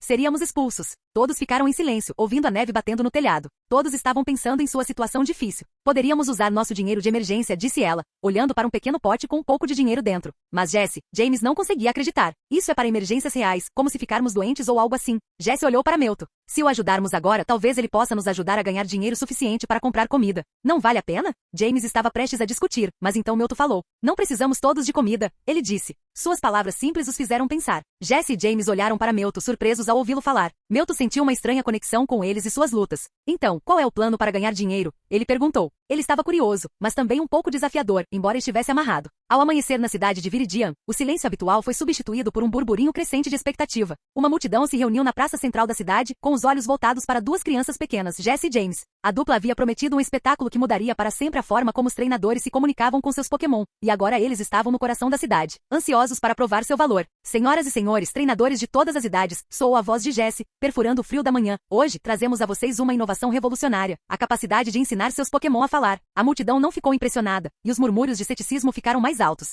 Jessie, no entanto, não se intimidou. Com um assobio alto, ela sinalizou para Meuto se juntar a eles no palco. A aparição de Meuto causou uma onda de interesse na multidão, mas o verdadeiro teste ainda estava por vir. Jessie tossiu para chamar a atenção e depois sinalizou para Meuto falar. Meuto, no entanto, ficou paralisado de medo do palco. Um mar de rostos olhava para ele, suas expectativas pesando sobre seus ombros minúsculos. Vendo a hesitação de Meuto, James franziu a testa com preocupação. Jessie, por outro lado, recorreu a medidas drásticas. Ela bateu o pé na cauda de Meuto, provocando um grito de dor no Pokémon. Por que diabos foi isso? Meuto gritou de surpresa e dor, fazendo com que uma onda de suspiros percorresse a multidão. À medida que o espanto se transformava em conversa, dúvidas e espanto se misturavam entre o público. Ele pode realmente falar? Isso é algum tipo de truque? Eu nunca vi um Pokémon falante antes. A descrença coletiva era palpável. Virando-se para encarar a multidão, Meuto reuniu coragem. Claro que posso conversar. Jessie e James não estão mentindo, ele afirmou, silenciando a multidão. O silêncio foi quebrado quando uma criança perguntou: qual é o meu Pokémon favorito? Ao que Meuto respondeu: como devo saber? A multidão explodiu em suspiros e aplausos. As perguntas começaram a surgir, mas, sobrecarregado, Meuto deu um passo para trás.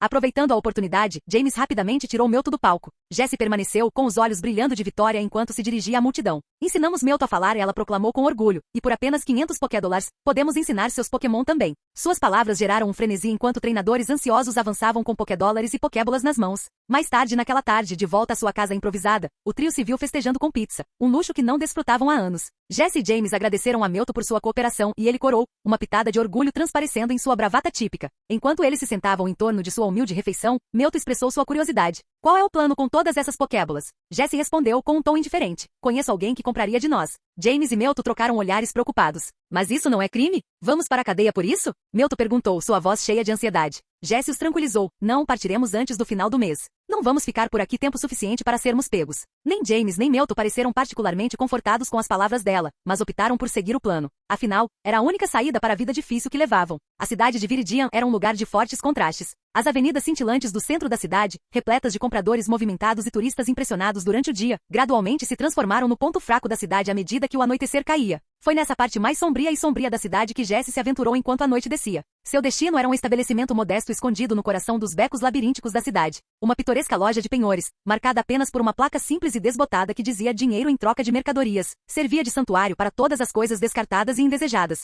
Aninhado entre dois imponentes edifícios antigos, era um refúgio para os perdidos, os abandonados, ocasionalmente os ilícitos. Dentro da loja, um mundo de bugigangas, relíquias e bugigangas o aguardava, presidido por um velho chamado Cyril. Ele era uma figura enrugada, aparentemente tão antiga quanto a própria cidade, com olhos profundos que brilhavam com conhecimento dos segredos da cidade e um sorriso desdentado que sugeria uma vida inteira de barganhas astutas. Quando Jessie entrou na loja, o toque da campainha trouxe o olhar de Cyril para ela. Ah, se não for a jovem Jessie, ele falou lentamente com a voz áspera como cascalho. Veio me vender mais carteiras roubadas, não é? Jessie revirou os olhos, deixando cair a bolsa no balcão com um baque. Hoje não, Cyril. Tenho algo um pouco mais interessante. O velho inclinou-se para frente com interesse despertado. Oh, é assim? Ele murmurou, olhando a bolsa com curiosidade. De dentro da sacola, Jessie tirou uma Pokébola, colocando-a cuidadosamente sobre o balcão. O objeto esférico brilhou sob as luzes fracas da loja, chamando imediatamente a atenção de Cyril. Pokébolas, hein? Ele refletiu em voz alta, seus dedos envelhecidos levantando cuidadosamente o item para uma inspeção mais detalhada. Não são exatamente produtos raros, estes. Jessie balançou a cabeça, seu cabelo flamejante balançando com o movimento. Estas não são Pokébolas comuns, Cyril, ela disse, seu tom confiante. Os treinadores me pagaram 500 Pokédolars cada, acreditando que eu poderia ensinar seus Pokémon a falar. A risada de Cyril encheu a loja, seus olhos brilhando com um novo respeito. Um esquema inteligente, moça. E você espera que eu encontre um comprador para isso? Jessie assentiu com os olhos inabaláveis. Eu sei que você pode, Cyril. A verdadeira questão é, quanto você vai pagar? Assim, a intrincada dança da negociação começou. Cyril começou baixo, oferecendo um preço pouco superior ao preço padrão para Pokébolas. Jessie recusou a oferta, respondendo com um número 3 vezes maior que o dele. Ameaças e persuasões, intercaladas com ocasionais risadas, iam e voltavam enquanto a dupla regateava. Cada palavra, cada gesto, era um movimento na sua intrincada dança. Para Jessie, esta não foi uma mera transação. Essas Pokébolas representavam mais do que objetos de comércio. Eles eram sua chance para uma nova vida, uma promessa de um futuro melhor para ela, James e Melto. E ela estava determinada a não deixar isso escapar. À medida que o sol nascia e se punha sobre a cidade de Viridian, um trio determinado se viu preso em um ciclo exaustivo, mas emocionante. Cada dia foi meticulosamente semelhante ao anterior, mas único à sua maneira, e a promessa de um futuro melhor alimentou seus esforços incansáveis. O orvalho da manhã na grama do parque de Viridian City marcou o início de sua rotina. Jessie, com seu cabelo ruivo e voz autoritária, chamava a atenção dos transeuntes, e suas palavras sedutoras prometiam um espetáculo extraordinário. Você sempre quis que seu Pokémon falasse a sua língua? Venha testemunhar um milagre, ela proclamaria. James, com seu charme característico, ajudaria a atrair a multidão com sua lealdade inabalável. Enquanto isso, Melto, sua atração principal, se preparava nervosamente para sua apresentação, ensaiando falas baixinho. Com o palco montado, Melto inevitavelmente roubaria o show, seu discurso humano chocando e emocionando os espectadores. Qual é o problema? Nunca viu Melto que pudesse falar? Ele brincava, cada desempenho bem-sucedido trazendo-os um passo mais perto de seu objetivo. As tardes eram agitadas, contando e recontando os ganhos do dia, a pilha de Pokédolars crescendo mais substancial a cada dia que passava. Jessie então saía com sua bolsa cheia de Pokébolas, apenas para voltar mais tarde com uma bolsa mais pesada e um sorriso satisfeito. Outra negociação bem-sucedida com Cyril? James perguntaria, sua curiosidade espreitando. Pode apostar, Jessie respondia com um sorriso, jogando a sacola na pilha que haviam acumulado. Os dias se transformaram em semanas, e a rotina constante se tornou parte integrante de suas vidas. O dinheiro se acumulou, o sonho deles transitando de um desejo distante para uma realidade tangível. E então finalmente eles tiveram o suficiente. No momento em que pisaram no grande saguão do hotel no centro da cidade, sua respiração engatou. A opulência era diferente de tudo que já tinham visto. Tapetes macios, lustres de cristal e móveis elegantes testemunhavam um mundo muito distante de suas experiências. Uau, Jessie, James murmurou com os olhos arregalados de admiração. Não acredito que conseguimos. Jessie assentiu, seu olhar observando o ambiente. Nós fizemos, James. Mas isso é apenas o começo. Seus corações vibravam de entusiasmo e expectativa, o sabor doce do sucesso conquistado com tanto esforço. Foi um dia que começou como qualquer outro em sua nova rotina, mas a visita surpresa de uma senhora idosa vestida de maneira extravagante logo quebrou a monotonia. Madame Rochelle, o epítome da classe de elite da cidade de Viridian, era uma visão em seu luxuoso vestido de seda, adornado com diamantes que brilhavam sob o sol da manhã da cidade. Em sua companhia estava seu extravagante Furfrou, um Pokémon canino conhecido por sua grandeza e elegância. Rochelle, com seu tom imperioso, apresentou uma exigência em vez de um pedido. Ouvi falar de suas habilidades maravilhosas, ensinando o Pokémon a falar. Desejo que meu Furfrou converse comigo. Jessie, James e Melto trocaram olhares rápidos e nervosos antes de Jessie, com sua bravata característica, garantir a Rochelle que eles poderiam realmente ajudar seu querido Pokémon. Satisfeita, Rochelle partiu, deixando seu Furfrou aos seus cuidados com a promessa de retornar no dia seguinte. No entanto, na manhã seguinte trouxe uma tempestade na forma de Madame Rochelle. Ela irrompeu em seu luxuoso quarto de hotel com o rosto pálido e perturbado, exigindo o retorno imediato de seu amado Furfrou. Não aguento mais um momento sem meu Furfrou. Exijo-o de volta neste instante. Ela implorou, o desespero vazando em sua voz. James, sempre o pacificador, tentou acalmá-la. Madame Rochelle, garantimos que Furfrou estará de volta com você amanhã. Contudo, os seus receios começaram a aumentar, à medida que sentiam a precariedade da sua situação, tornando-se cada vez mais evidente a ameaça iminente da sua exposição. E logo, seus piores temores se concretizaram. Poucas horas depois, Rochelle voltou com a força policial local a reboque. A elaborada fachada que eles construíram desmoronou quando foram apreendidos. Seu estoque escondido de Pokébolas foi descoberto e seu elaborado ardil foi revelado. Em Viridian City, a noite chegou e Jessie, James e Melto estavam na prisão. Jessie estava chorando. James. Melto, me desculpe. É minha culpa estarmos aqui. James tentou confortá-la. Somos uma equipe, Jessie. Ficamos juntos, certo? A conversa foi interrompida quando a porta da cela se abriu ruidosamente. O chefe de polícia entrou com outra pessoa, Giovanni. Estes são os que lhe falei, senhor, disse o chefe a Giovanni. Então ele os deixou sozinhos na cela. Giovanni olhou ao redor da cela antes de falar. Reparei em vocês três. Tenho um trabalho para vocês, disse ele. Tiago estava curioso. Um trabalho? Ele perguntou. Sim, respondeu Giovanni. Junte-se à equipe Rocket ou fique na prisão. Jessie olhou para ele com coragem. E se dissermos não? Giovanni sorriu um pouco. Então aproveite seu tempo nesta cela. Não é tão agradável quanto um hotel. Devíamos ter dito não penso comigo mesmo, olhando para trás. Depois de conhecer Giovanni, a vida de James, Mewtwo e Mia mudou. Os anos seguintes foram difíceis. Tivemos que roubar Pokémon dos treinadores ou capturar Pokémon selvagens e treiná-los para que a equipe Rocket pudesse vendê-los. Fizemos muitas coisas pela equipe Rocket. Até ingressamos na faculdade de medicina da enfermeira Joy para roubar chances. Passamos a fazer parte de gangues de motociclistas locais, apenas para roubar seus Pokémon mais tarde. Roubar era algo que tínhamos que fazer, embora não gostássemos. Não tínhamos outras opções. Não podíamos deixar a equipe Rocket. Eles eram muito poderosos em canto. Tudo o que podíamos fazer era seguir suas ordens. 10 anos mais tarde, Mewtwo acordou em um carro confuso. Lá fora, ele ouviu sons da selva, muito diferentes dos que estava acostumado. Ele viu Jesse e James na frente, parecendo sérios. Esta não era a vida normal deles com a equipe Rocket. O que está acontecendo aqui? Mewtwo perguntou, sentando-se e olhando em volta. Por que estamos na selva? Não deveríamos estar em Saffron City? Jesse e James não responderam imediatamente. Mewtwo se sentiu desconfortável. Quanto tempo eu dormi? Não me diga que você deixou a missão. Não podemos trair a equipe Rocket, disse ele, preocupado com o que significaria deixar o grupo com o qual estiveram por tanto tempo. Finalmente Jesse falou baixinho.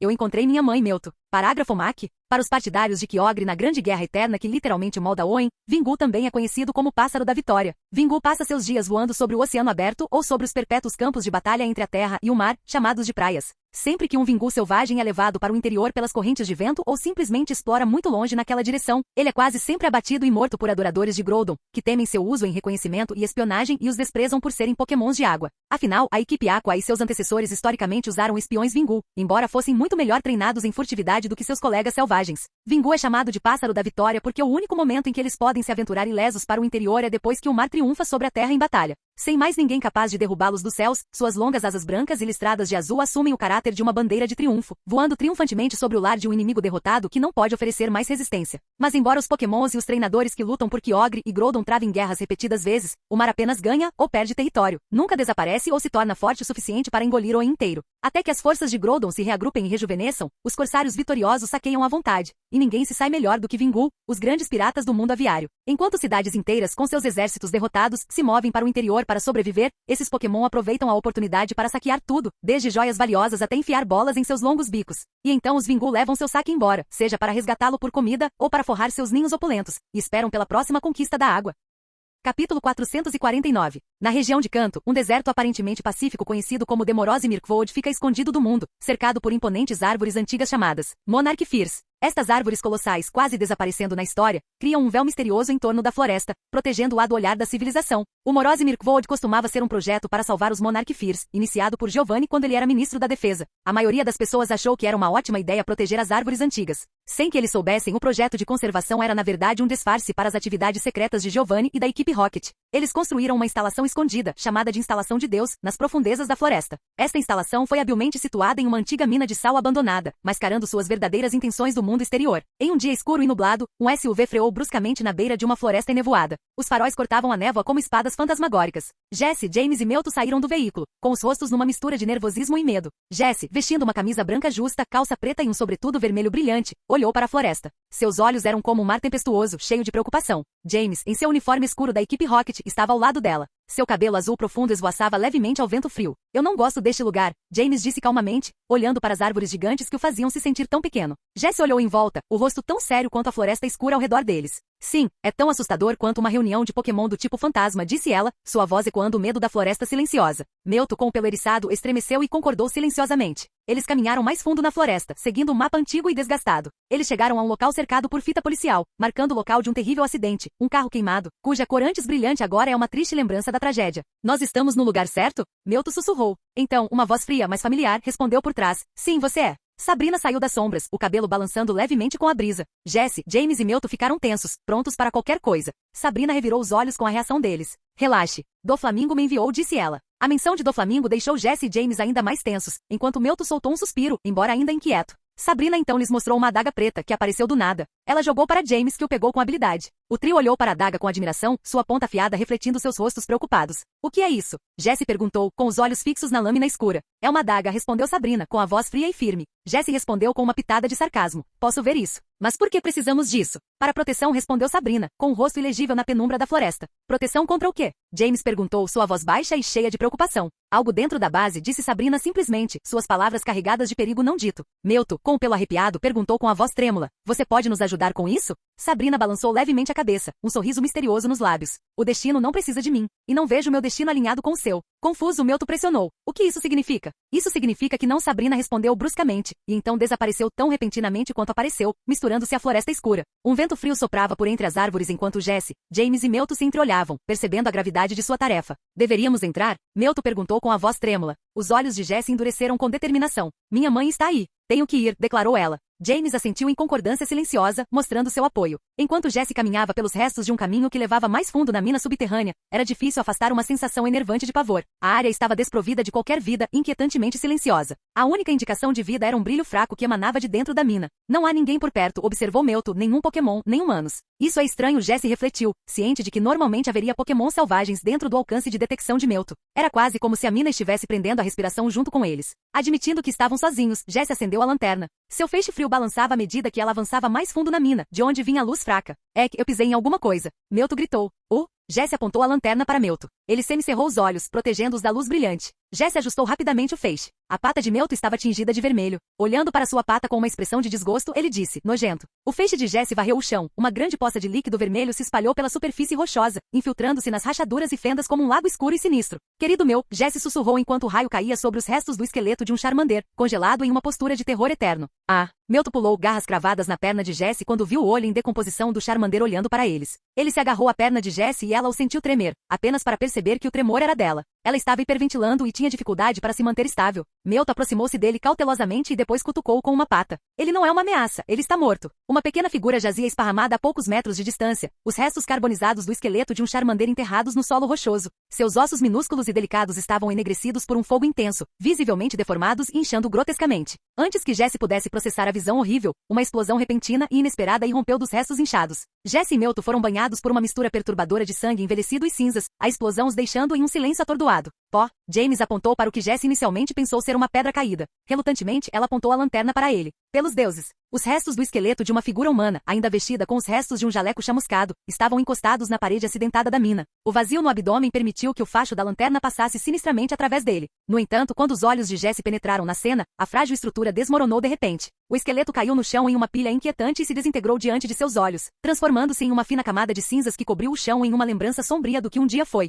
Ponderou Mewtwo, algo ruim aconteceu aqui. Sem brincadeiras. À medida que a luz trêmula de Jessie revelava vítimas adicionais espalhadas, uma onda de doença surgiu dentro dela. O cheiro distinto e avassalador de sangue metálico misturado com decomposição tinha uma potência ameaçadora, prometendo perturbar seu estômago. Todos os corpos apresentavam ferimentos terríveis, lacerações profundas ou espaços assustadoramente vazios onde deveriam estar carne e ossos. Prestes a perder a compostura, Jessie conseguiu desviar para o lado, esvaziando violentamente o estômago. O quadro horrível suscitou uma resposta primitiva, deixando-a com ânsia de vômito e estremecendo de aversão. No meio de sua turbulência, uma compreensão fria estava se formando em sua mente. Ela observou os corpos, sua preservação assustadoramente perfeita. Quanto mais nos aprofundamos neste lugar abandonado, mais frescos esses. Esses restos parecem, observou a voz interior de Jessie em um sussurro medroso. Era como se tivessem sido congelados no tempo, intocados pela decadência ou pela idade. Era como se eles tivessem respirado seus últimos momentos antes de sua chegada, a implicação arrepiante fazendo com que seu coração batesse ainda mais forte. Isso não pode ser real. É como um pesadelo ou um filme ruim, ela tentou se convencer. A voz de James era reconfortante, embora ele próprio estivesse com medo. Não se preocupe, estou aqui com você. A atenção de Jessie se concentrou em sua amiga. Seu olhar caloroso e sorriso pareciam deslocados naquele ambiente horrível. James apontou para um recesso profundo dentro da mina. Olha, encontramos o que viemos buscar. Ele caminhou em direção à fonte da luz fraca, imperturbável pela carnificina ao seu redor. Jessie fez o mesmo, sua mente fixada em descobrir a verdade por trás desse espetáculo horrível. Escondida entre os escombros e restos carbonizados da mina, uma pesada porta de metal estava entreaberta. Atrás havia uma pequena sala metálica, provavelmente um antigo espaço de armazenamento reaproveitado. Uma placa luminescente fixada no teto emitia uma luz fraca, quase misteriosa. Na verdade, foi a fonte da luz que Jessie viu. O silêncio onipresente e arrepiante parecia ainda mais profundo enquanto Jessie tentava entender o que estava à sua frente. Um elevador. Eu te disse, Mewtwo sorriu. Você encontrou. Jessie ficou ali parada, estupefata. Era isso mesmo que procuravam? O segredo escondido sob as ruínas da antiga mina? A mina nem sequer tinha outro nível acima ou abaixo deste. Demorou um momento para ela notar a placa de prata manchada fixada na parede. Ela leu as palavras gravadas. Sua voz era um mero sussurro no silêncio opressivo. Bem-vindo ao Equipe Rocket. Instalação de teste A2. Nas profundezas da mina, longe de onde Jessie e James estavam explorando, uma cena estranha e perturbadora se desenrolou. Em uma sala esquecida, um Pokémon chamado Missingno ficou preso.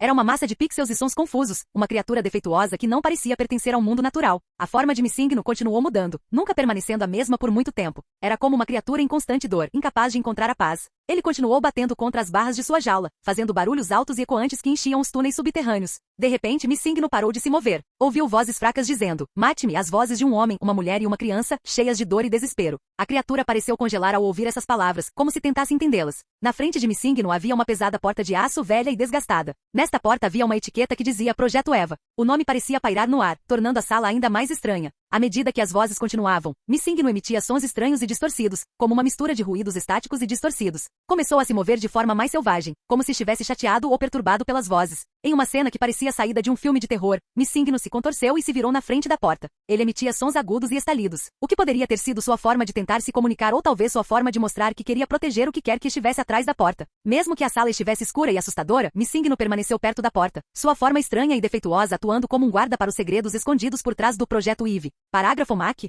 Peliper atravessou o Polo Norte, conquistou a ponta do Monte Coroné, alcançou o coração do deserto de Ori e encontrou inúmeros tesouros e explorou inúmeras terras inacessíveis no meio. Isso não se deve a qualquer impulso inerente que esses Pokémon possuam para a exploração, mas porque sua combinação única de habilidades os torna o amigo perfeito de qualquer explorador humano que sonha em procurar o perigoso e o desconhecido. Como a maioria dos Pokémons do tipo água, Peliper gera água dentro de seus próprios corpos, e seus bicos grandes permitem que eles armazenem um volume muito maior do que a maioria de seus equivalentes. A nota também pode ser usada para recolher uma grande variedade de outros suprimentos, desde madeira até ferro, uma tarefa que muitas vezes continuam por muito tempo, quando seus companheiros humanos estão exaustos do esforço. Eles são hábeis em prevenir a exaustão, pois podem aprender ataques de gelo e suas asas grandes são fãs surpreendentemente bons. E talvez o mais importante, os Pelipper são extremamente úteis para atravessar terrenos, pois podem nadar e voar e conhecer poucos obstáculos no ar ou no mar, e são grandes e fortes o suficiente para puxar o equipamento e transportar confortavelmente um piloto enquanto fazem as duas coisas. E embora não consigam curar seus companheiros, sua resistência é excelente, e como a maioria dos Pokémons voadores, eles sabem como cuidar de seus ferimentos enquanto estão empoleirados. Os exploradores raramente se contentam com uma corrida simples e muitas vezes tentam sabotar seus rivais. E tanto na execução quanto na prevenção de sabotagem, os Pelipper costumam ser um peso morto, pois um único trovão da maioria dos Pokémon elétricos pode deixá-los incapazes de lutar. No entanto, mesmo quando parecem inconscientes aos observadores, Pelipper pode continuar a nadar e a voar, confiando nas instruções do seu treinador para os transportar para onde quiserem. Capítulo 450. Ponto de vista de Jessie? Olhei para o elevador prateado como se fosse um fantasma. Definitivamente emitia aquela sensação estranha com suas paredes reflexivas e luz de teto irritantemente brilhante contrastando fortemente com o ambiente subterrâneo escuro. O interior da mina subterrânea foi um cenário de total devastação. Onde antes poderia ter havido uma estação de operações, agora restavam apenas restos, como se um dragão de fogo tivesse soprado sobre ela seu hálito destrutivo. Cada peça do equipamento de mineração foi deslocada, espalhada ao acaso, ecoando uma sensação de caos, como se um terremoto subterrâneo tivesse abalado os próprios alicerces do local. Algumas entradas de túneis sugeriam a existência de cavidades menores, mas dadas as dimensões restritas da mina vistas do exterior, elas não poderiam ter se estendido muito. Senti minha garganta afundar ao pensar na carnificina que me esperava lá fora. Corpos mutilados e poças de líquido vermelho deixados como lixo. De alguma forma eu me senti mais seguro dentro daquele elevador esquisito, talvez por causa dos cadáveres lá fora, sim, provavelmente isso. Apenas alguns cadáveres, nada fora do comum. Existem apenas 3 botões. Mewtwo questionou. 3 painéis quadrados preenchiam a parede com 2 botões adicionais que foram adicionados para fechar e abrir as portas. As portas do elevador eram como uma boca escancarada, convidando suas presas a entrar e serem engolidas pelo buraco monstruoso. O pálido luar lá fora brilhava como se fosse o olho do monstro. A atmosfera silenciosa não me fez sentir melhor. Então o que nós vamos fazer? James perguntou, exigindo que eu tomasse uma decisão. Entramos. James e Mewtwo sentiram. Eles estavam com medo, mas iriam ver isso até o fim. Com surpreendente facilidade, naveguei pelo lixo caído no chão e entrei no elevador. Meus 2 amigos nos seguiram e um breve silêncio tomou conta de nós quando apertei o botão -3. Um brilho vermelho cercou o botão e o elevador começou a descer. Siga o Lopune branco pelo buraco. Falei. Enquanto o elevador descia, um barulho fraco veio de baixo do elevador, como se algo de metal estivesse raspando em alguma maquinaria. O elevador continuou descendo por algum tempo, eventualmente parou de se mover. As portas permaneceram fechadas, mas o botão para abri-las estava aceso, indicando que era necessário pressioná-lo. Fiquei grato por esta escolha de design, pois me permitiu alguns segundos extras para pensar. Eu soltei uma tosse seca, ok. Vamos assumir que todos estão mortos, mas seja cauteloso de qualquer maneira. Mewtwo, você está de serviço de apoio, James, solte Veezin. Você verifica os cadáveres com a bomba de lama de Veezin para garantir que eles não comecem a andar. Pegue? Seguiram-se 2 acenos de cabeça, nenhuma palavra adicional foi dita. Apertei o botão e as portas se abriram lentamente. Um corredor estreito com paredes de concreto cinza foi revelado. As placas fluorescentes do teto piscavam sem um padrão claro. A 1 metro da porta do elevador estava um cara caído no chão. Seus braços estavam esticados e ensanguentados, suas mãos alcançando o elevador, mas sem chegar lá. Vidro quebrado cercava seu corpo e cortes eram visíveis por todo o corpo. A luz do teto acima dele fazia chover faíscas de eletricidade em seu corpo, mas isso não poderia ter sido a causa da morte, pois uma poça de sangue voou de seu corpo como um pequeno lago. Engoli em seco e me ajoelhei, tentando ver qualquer coisa que pudesse ser útil na minha busca por respostas. Não encontrei nada, ele usava jaleco, mas como todos os seus pertences estavam manchados de vermelho, não me atrevi a tocá-lo. Não querendo mais ficar com o senhor morto, passei por seu corpo e entrei no corredor. As portas permaneceram abertas atrás de nós, o que significa que se tivéssemos que fazer uma retirada rápida, não teríamos que esperar pelas portas. O corredor não era largo nem bem decorado. Paredes de concreto aparente se estendiam de ambos os lados como o interior de um bunker nuclear. Uma placa preta com letras brancas foi colocada na parede acima do cadáver.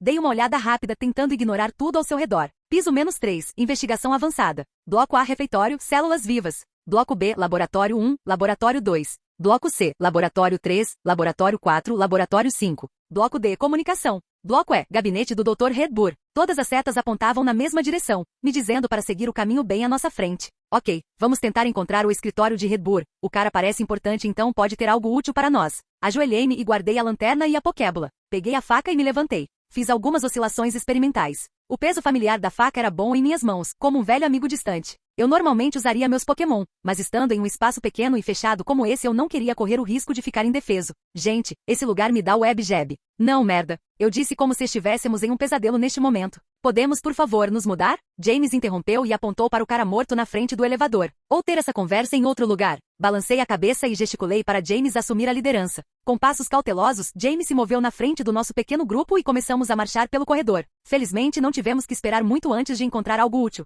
O corredor terminava numa grande sala com portas de correr automáticas entreabertas. Eles se abriram quando chegamos perto o suficiente com um silvo suave. Na nossa frente havia algo que parecia próximo a uma área de jantar. Paredes brancas e lisas formavam um grande octógono com grandes portas automáticas em 4 lados da sala, excluindo aquele por onde passamos. O fedor me atingiu primeiro. Um cheiro nojento que eu nunca havia sentido antes daquele dia e que nunca mais desejei sentir novamente permanecia no quarto como um cobertor grosso e invisível. O rosto de James se contorceu de desgosto, suas feições se estreitaram, mas ela conseguiu manter uma compostura relativamente equilibrada. A boa notícia é que eles estão definitivamente mortos. Viva, eu disse sarcasticamente. Bancos quadrados foram colocados em 4 fileiras paralelas entre si, como o refeitório de uma escola secundária. Eles eram todos brancos e estavam em perfeitas condições, exceto pelos novos respingos de sangue que decoravam o lugar. Caminhei lentamente entre as fileiras de assentos e mesas, tomando cuidado para não pisar em nada parecido com um corpo humano. Enquanto isso, Melto caminhava sobre as mesas como se fossem uma passarela, saltando com graça sobre manchas ou corpos vermelhos ocasionais. No breve olhar que tirei, notei que muitos deles estavam vestidos com jalecos tradicionais, roupas casuais ou vestindo algo muito semelhante ao equipamento de aparência militar. Houve uma falta distinta de pokébolas. Em vez disso, as pessoas que usavam o equipamento de combate defensivo pareciam estar usando armas de fogo com aparência de ficção científica e outros equipamentos ofensivos, como bastões dobráveis e tasers. Não armas de fogo ou facas normais ou mesmo pokébolas, algo que realmente se destacou para mim. Melto fez uma breve pausa quando um dos guardas, que eu presumi ser, se deitou esparramado sobre a mesa com grandes cortes percorrendo seu corpo. Imediatamente desviei o olhar e me concentrei nas placas fluorescentes do teto, como se estivessem em chamas. Com muito esforço, consegui recuperar o controle da respiração. James e Melto libertaram uma das armas de ficção científica da mão da mulher e a seguraram em suas mãos. Parecia meio bobo para ser honesto, mas como uma pistola de água ou um blaster Clefairy Wars barato com cápsulas amarelas neon cabendo no compartimento traseiro. James apontou a arma para o alvo mais próximo e fechou um olho como se quisesse firmar a mira. Não, James não. Ele puxou o gatilho com a outra mão. Um raio amarelo saiu do dispositivo e atingiu o cadáver, apenas para desaparecer dentro do corpo. Ele não passou por ele, em vez disso, parecia que se quebrou em arcos menores de flashes amarelos antes de ser completamente absorvido, fazendo um som efervescente no processo.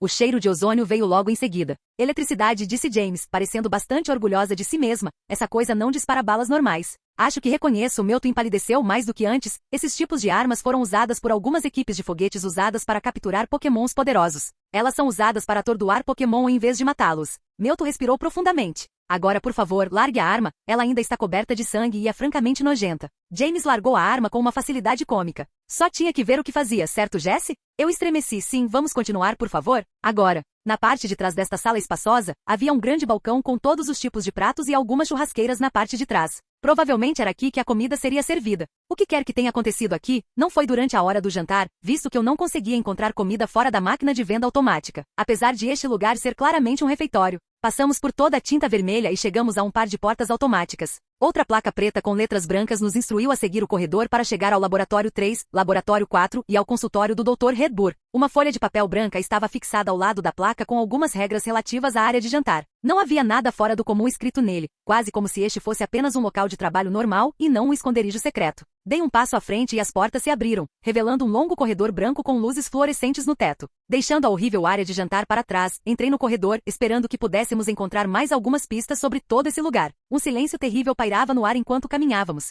Encontramos mais um corpo no caminho. Novamente parecia um guarda com seu equipamento estranho. Ele mentiu contra a parede, uma pequena poça de sangue crescia embaixo dele. Não dissemos uma palavra enquanto caminhávamos. À nossa frente, o corredor se estendia até uma encruzilhada. Você pode ouvir isso? A voz de Melto era um grunhido baixo e cauteloso enquanto seus olhos penetrantes perscrutavam a escuridão do corredor. Seus bigodes se contraíram, como se captassem o aroma sutil ou as vibrações suaves da entidade que se aproximava. O que é? Esforcei-me para ver além das sombras escuras, mas minha visão se mostrou inadequada em comparação com os instintos felinos de Melto. Havia algo na maneira como Melto estava reagindo que causou arrepios de antecipação em minhas veias, minha pulsação ecoando alto em meus ouvidos. Ali no final do corredor, Melto dirigiu novamente, seu olhar fixo em um ponto específico. Ele estava indicando o caminho da direita, que fazia uma curva acentuada, desaparecendo em um manto de escuridão. Algo está chegando. O estranho e enervante lamento já havia se intensificado, uma sirene assustadora no espaço silencioso, aproximando-se a cada segundo que passava. O som era quase humano, como uma alma perdida e atormentada, um grito arrepiante de Banshee que fez meu sangue gelar. O lamento ecoou pelas paredes de pedra do labirinto, ricocheteando e distorcendo até parecer que estava nos cercando, passando por nós, ressoando em nossos ossos.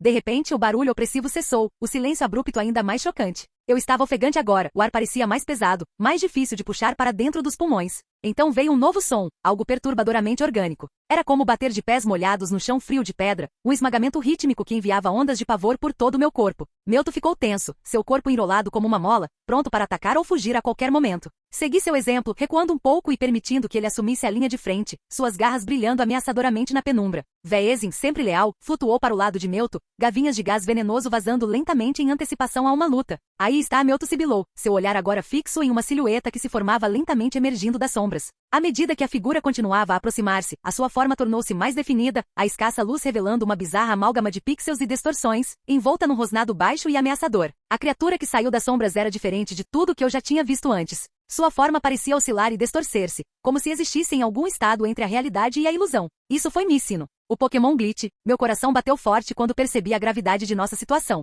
Apesar de sua aparência estranha e fragmentada, o rosnado ameaçador que emanava da criatura não deixava dúvidas. Estávamos prestes a enfrentar um monstro. Parágrafo MAC. Os chifres na cabeça dos Halts permitem que eles sintam emoções na vida senciente. Eles compartilham felicidade e tristeza com seus treinadores. Ficam assustados com a raiva e balançam suavemente quando sentem nervosismo. Todas essas reações crescendo em intensidade com as dos sentimentos que detectam. Escusado será dizer que esta capacidade de sentir a natureza e a força das emoções humanas fez de Halts uma ferramenta de diagnóstico extremamente útil desde o desenvolvimento da psiquiatria. Em anos mais recentes, e em alguns anos antigos e esquecidos, os Halts foram usados numa ciência diferente, pois detectar a existência de emoções pode ser tão valioso quanto detectar o seu poder. Seja como tentativas de construir uma verdadeira inteligência artificial, de criar máquinas de matar ímpias ou como subprodutos acidentais da tecnologia, os humanos às vezes criaram novas espécies de Pokémon. Sempre que o faziam, eram Halts que detectavam o momento em que essas novas criaturas ganhavam consciência. Para alguns, como criador de Porygon Bill, esta foi uma ocasião alegre. Ou pelo menos foi até que seus Halts começaram a compartilhar o intenso estresse que encurtou a vida do primeiro Porygon.